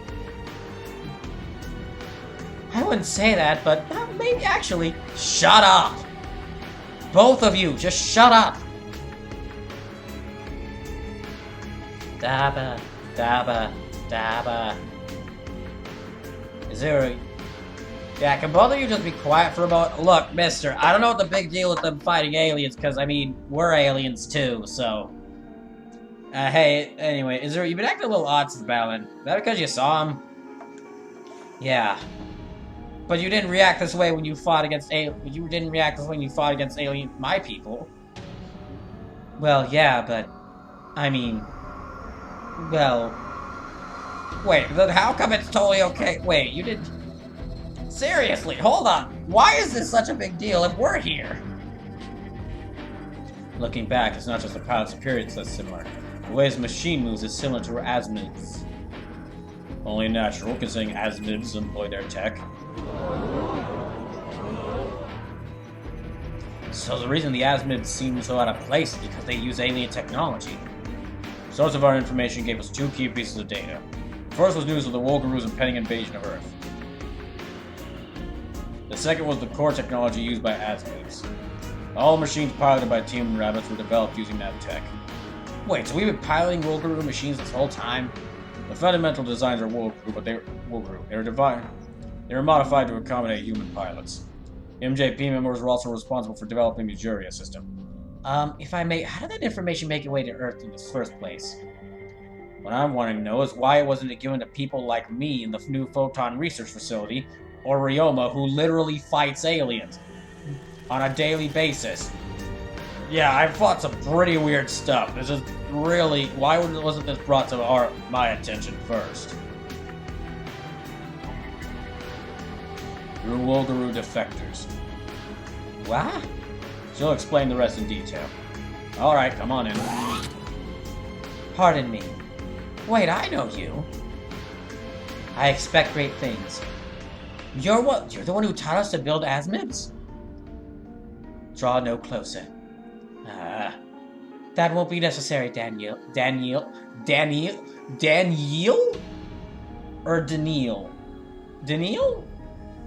Daniel. I'm just gonna call you Daniel. He's not hostile, and I expect great things.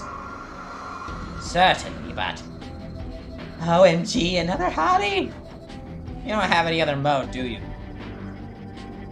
Yeah, okay, neither. Again, would either both of you shut up? I'm putting duct tape on your mouth. Be quiet. Is that okay with everyone else? Yeah, I'm totally fine with it, Edge. Yeah, I'm okay with it too. Yeah, even I'm fine with it. I'm like Ted, and I'm totally fine with you making these two be quiet. They're making me uncomfortable. Well, it was approved by Yuta, and he's approved by Yuta. I'm officially gonna make you two shut up. Allow me to introduce our Wolgaru defectors.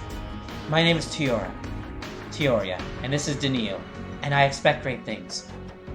Why does she keep saying that? I don't know. He accompanied me during my escape. So he's taken? Shut up! Shut up. You may continue. Daniil looked at me after me long after before I fled the war group.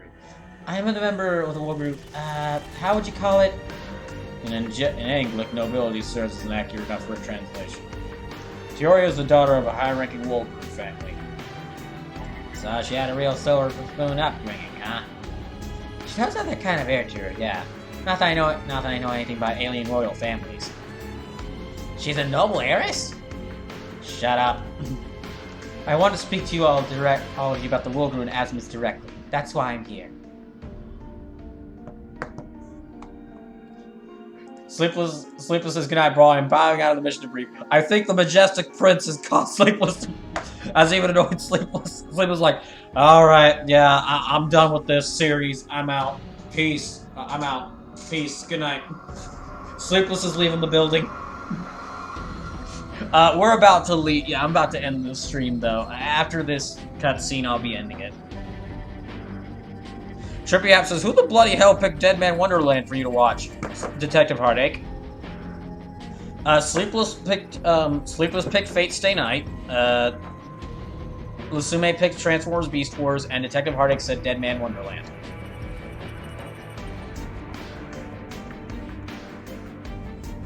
Also, hi Trippy.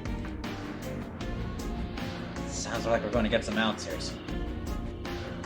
Volgar is a planet in a galaxy far away from the Milky Way and Earth. We have existed since long ago, and we've begun to decline biologically.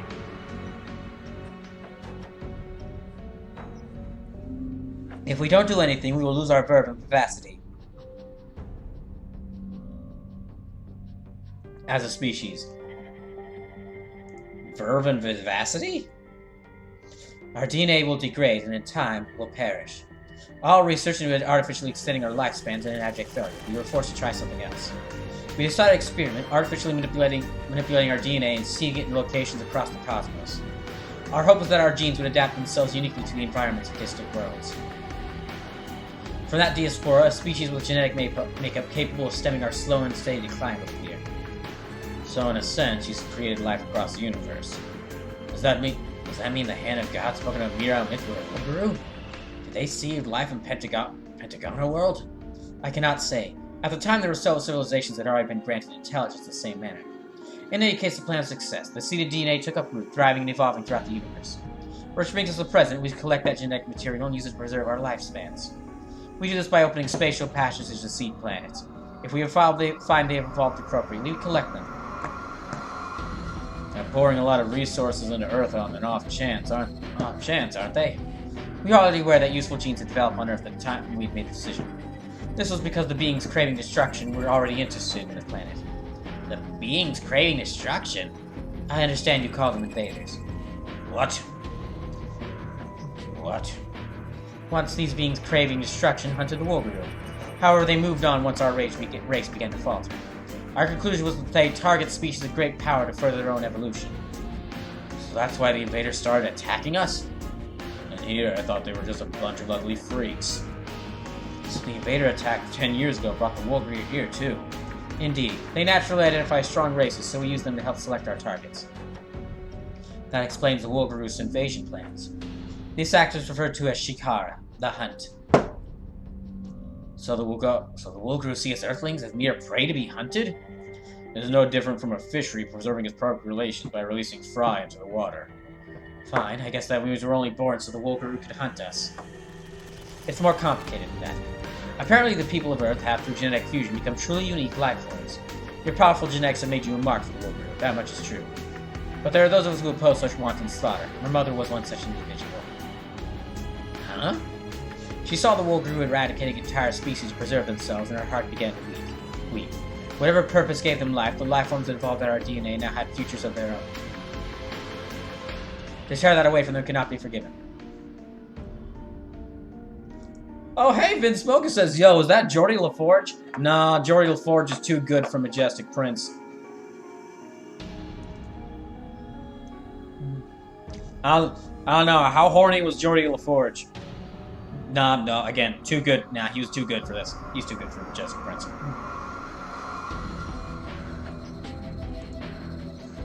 Damn straight, we're not food for space aliens. Agreed. I have to pick another species to post our one-sided logic on. It is only natural that you would feel that way. I was sent on a secret mission from my mother. I was to inform the Earth of the Wolgaru's impending invasion. Have you ever heard of Steven Universe? No. No. Nope. Not a clue. Not a clue. No idea. Nope. Okay, well, it's a cartoon. What's a cartoon? Well, it's okay, do you know what anime is? Yeah. Okay, it's like that, but it's not. It doesn't look like anime. But all anime looks like anime. Anyway, we need to provide them with a plan to oppose them, a countermeasure. Vince Smoke says the fuck is anime. Oh, it's great to see you, Vince Smoke. Asmibs. Yeah, if I may point out the dumbest method you could have come up with. Excuse me? Okay, like, alright, you came to our planet to try and concoct a way to fight these alien invaders. Yes. And you decided that instead of contacting the guy, the people who fought back the invaders, these people fighting the giant devil robot who single-handedly just fought back the invaders that the Wolgaru were afraid of. Yes, you instead decided to fund a secret government branch that kidnaps people and gives them Wolgaru DNA and puts them in Wolgaru machines to fight the Wolgaru, all for a shady organization. In the most shadiest and weirdest way possible. To the point where half of all the people we found in this organization are some of the horniest people imaginable and will not shut up about how much they want to have sex with other people. Well, when you put it like that way, you make it sound like this is entirely stupid. Yes! Edge, calm down. It's not Edge, calm down. I mean, seriously! These kids, all these people involved with this have only been here for about like a month, and already everyone else here wants to kick them out of the ship. We first established contact with her shortly after MJP was established. Are you just gonna ignore me? Bitchbook says, or those dirty hand holders. I wish. They make me sick.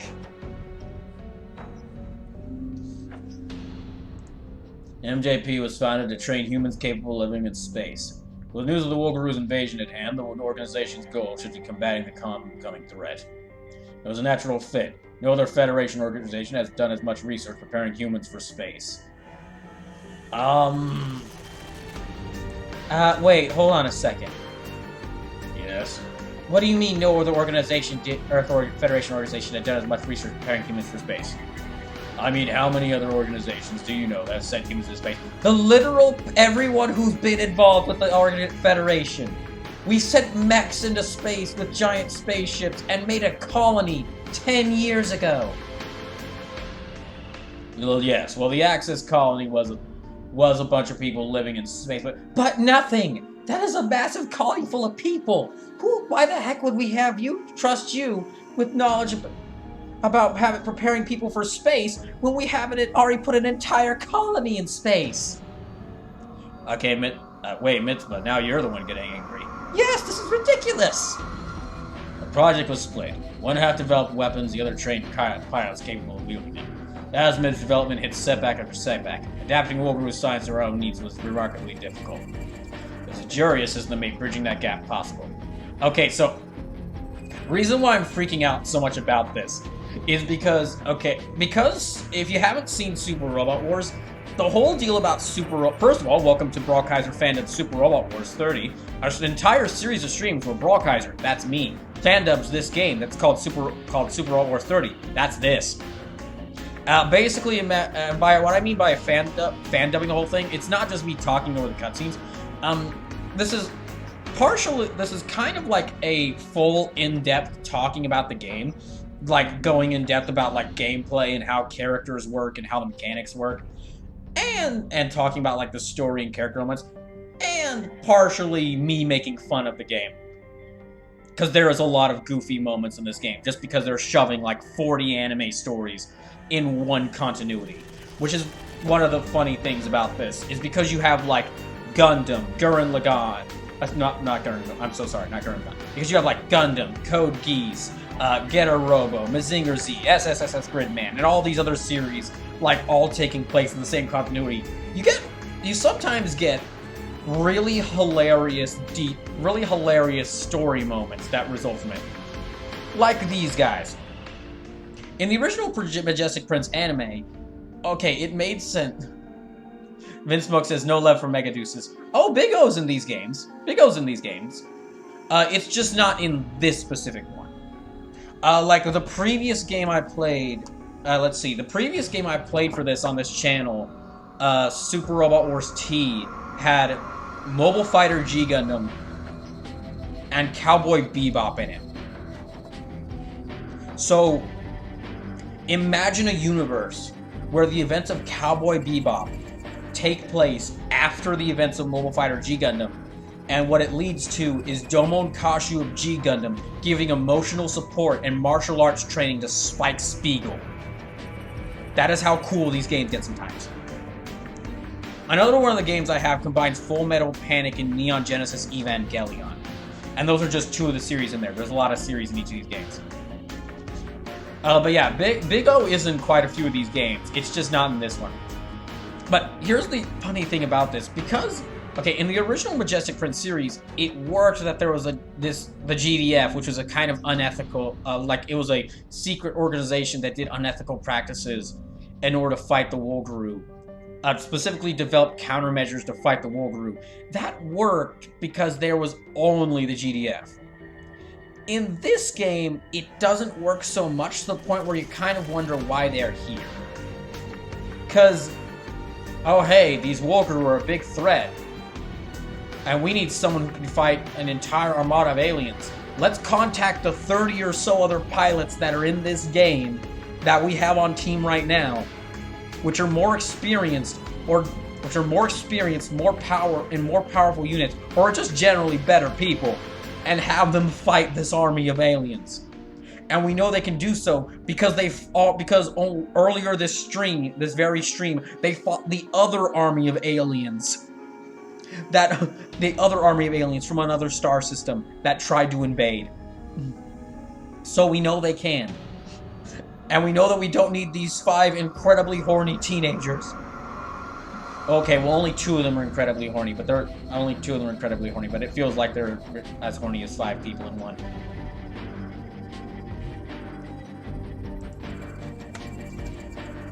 After countless failures, we only recently succeeded in implementing it. MJP, under my leadership, was formed to put such technology to use. Our 2 Wolgaroo defectors are assisting MJP as technical advisors. Needless to say, only a select few are privy to this information. What makes us worthy of being in that inner circle? The individual in Red 5's courage can be heard saying the following. That was fun. Until next time we meet, primitive creature. It appears this statement was directed at Red 5's pilot. Me? That's not all. Dry Cruise is also the only force to put up a fight against the Wolgaroo during the Battle of Ceres. You don't mean... We painted a giant Wolgaroo-shaped target on us. Okay, this is like the best moment from this whole cutscene. Yeah, this is like the best moment from this cutscene, because this is really awesome. It's like, oh yeah, we're this group of awesome, super powerful people. And we're the only ones who were able to stand for Wolgaroo, so now they'll be directly trying to fight us. As is expected, the Wolgaroo's goal is a collection of genetic material they view as superior. In the coming battles against the Wolgaroo, your squadron will be key to breaking up and manipulating their forces. You need to sugarcoat this, we're Wolgaroo bait! You'll have decoys for far more than the Wolgaroo, if I had to guess. What's that supposed to mean? We'll discuss that after we rendezvous with the Federation fleet. Yes? Do the Wolgaroo know that Tiora and Daniil are on Earth? I believe so. Who's that guy in the video? The pilot who fought Izuru? Giart. Giart? That's his name. He kind of resembles you. Does he now? That's not suspicious at all. We were admitted to Glanzare Academy. Our memories of the past were wiped, so... Wait, what? Seriously? Wait, what the hell? Did I not mention this? Do you even need to ask? Do you even need to ask Signal's reactions? Let the world find out. Public opinion would turn against the MJP in an instant. Yeah? Wait, whoa, hold on, Simon, you fuck! What is it, Combatler v Pilot? It's Hyoma, you ass! What, are you telling me that you brought these kids into your weird, creepy organization and then you brainwiped them to fight aliens? It was the only way we could make sure to fight the Wolverine. I am right here! Look at me! Yes, Mr. Nagare, I am looking right up at you. No, look at me. Are you telling me that instead of contacting my team and notifying us if there was another group of aliens out for us to skewer, you decided to bring a bunch of kids into a battle academy, train them to kill people, and you wiped their memories? Well, we felt that it was the best way. No, don't you give me that bullshit. I should throw you out of the airlock for that. Okay, Ryoma, calm down a little bit. I don't see why it's that big a deal. It's not like we were forced to have our memories removed. Honestly, it's never really been a problem. Yeah, wow, you guys are weird. This is a statement coming from me. Some people say all I am is positive. Nah, you guys are weird. Period. Do what you have to. What you were born into doesn't matter. Okay, what the hell does that mean, Shinjiro? I don't know. I was just kind of blanking out there for a second. Did I miss anything?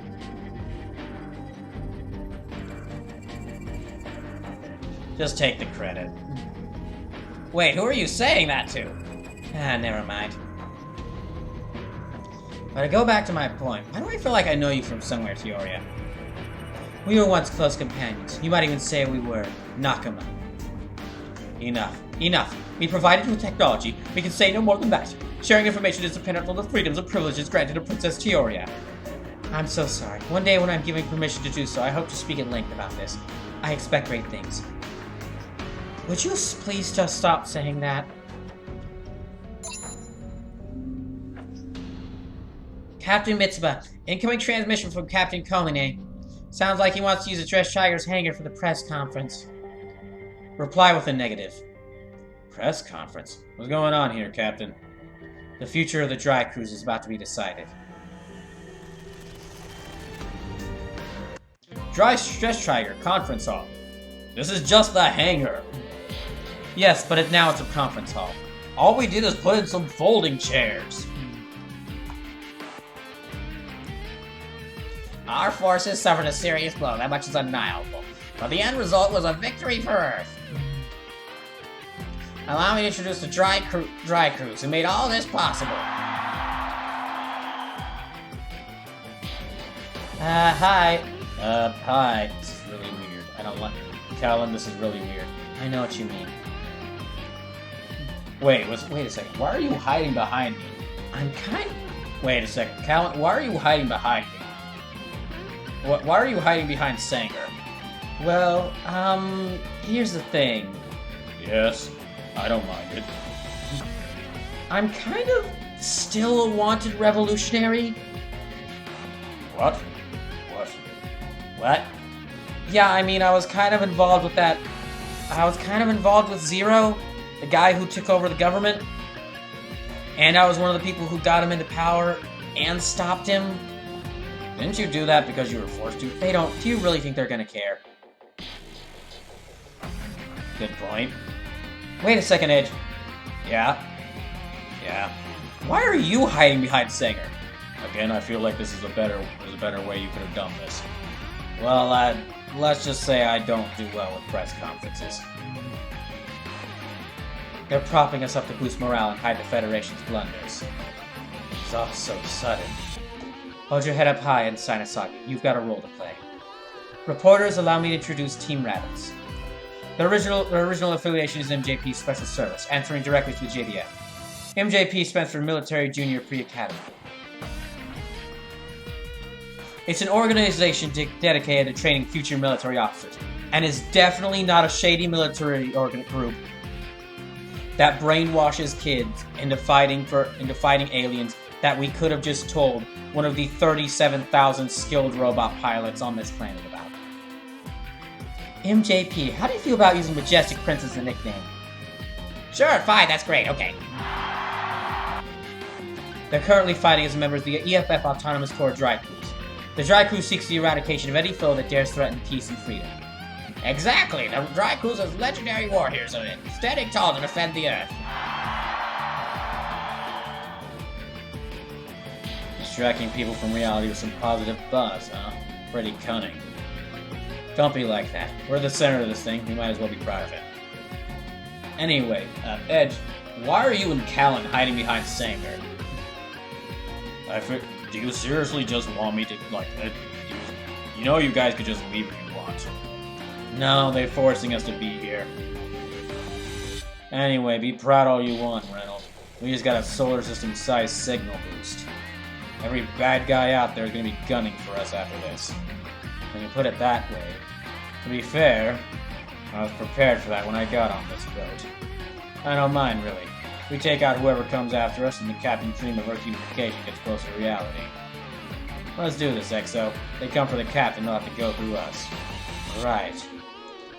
Just one addendum for that. You don't have permission to get closer to the Captain than necessary. The hell? I had your idea of a De Niro impression. Hello, everyone. I am Commander and Student Council President Mitsuba Grey Valley of the Dry Crews. We pledge to fight with every ounce of strength we have for the sake of peace and freedom for all. The road ahead will not be an easy one, but you have my word that we will win a future for all humanity. It is my cause. It is why we fight. Woo! Damn, letting the whole world know we mean business.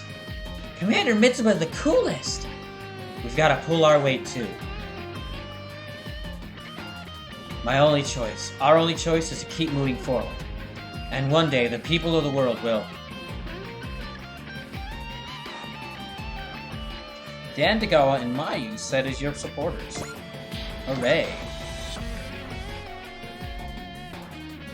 Okay, jeez. Oh, he did good.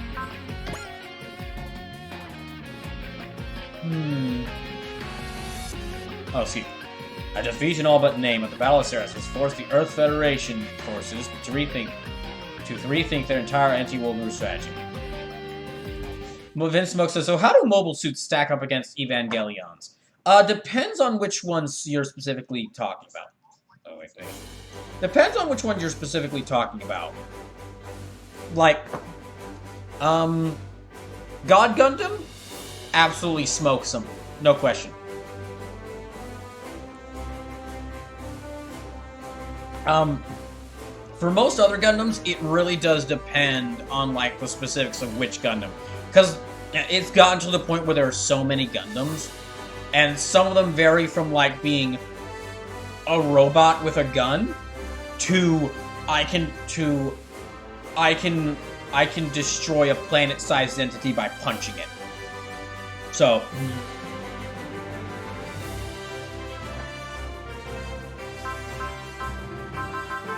Discount Q says any that has psycho frames in them.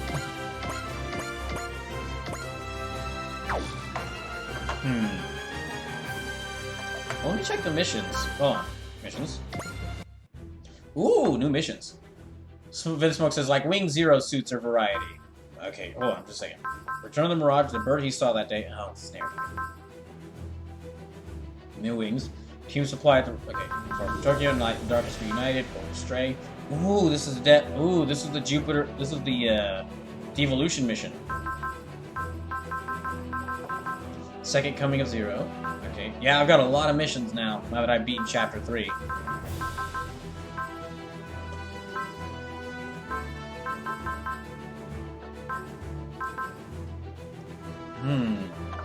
Well, I think because... You know what? I think... Oh, it's already over 7 hours into the stream. I'm not sure if I can continue because it's already really late. And it's like 1:34 in the morning.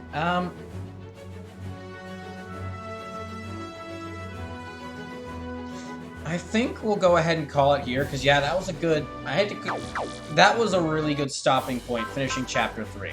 So, I'll be back with Spider-Man. I'll be back playing Spider-Man PS4 on Monday and Wednesday of next week. And I'll be starting Live Alive Tuesday and Thursday of next week. And then this, BrawlKaiser Fandubs Super Robot Wars 30, will be continuing next Saturday. Now, if you are enjoying this and would like to watch more episodes of this, previous episodes of these streams, I've actually been making the effort to put all the previous streams of this up on YouTube. Now, I'm a little behind, because this is episode 8, and I'm only up to episode 4. But, I'll be working to, whenever I get the chance, I'll be posting more of the episodes to YouTube. In the meantime, though, so if you'd like to watch these, so if you'd like to watch these streams in full, they're in full on YouTube.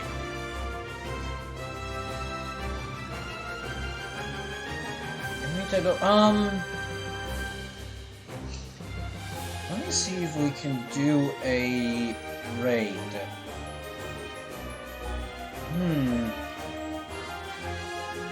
You know, Theropod Art is drawing. Well, I haven't rated Theropod Art before. And, well, he draws dinosaurs, so he must be a good person. We're gonna rate Theropod Art. So, thank you all for coming to the stream. I'm going to be working on revising all these challenges to work better now that we're on Mission 4. I hope I can see y'all next Saturday for more Super Robot Wars, because these streams are always a blast to do.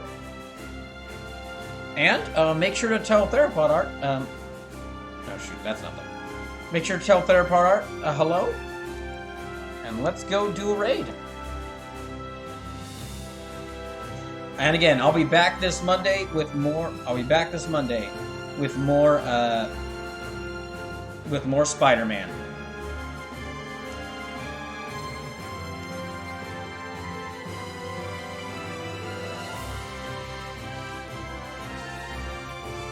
Alright. Good night, everyone.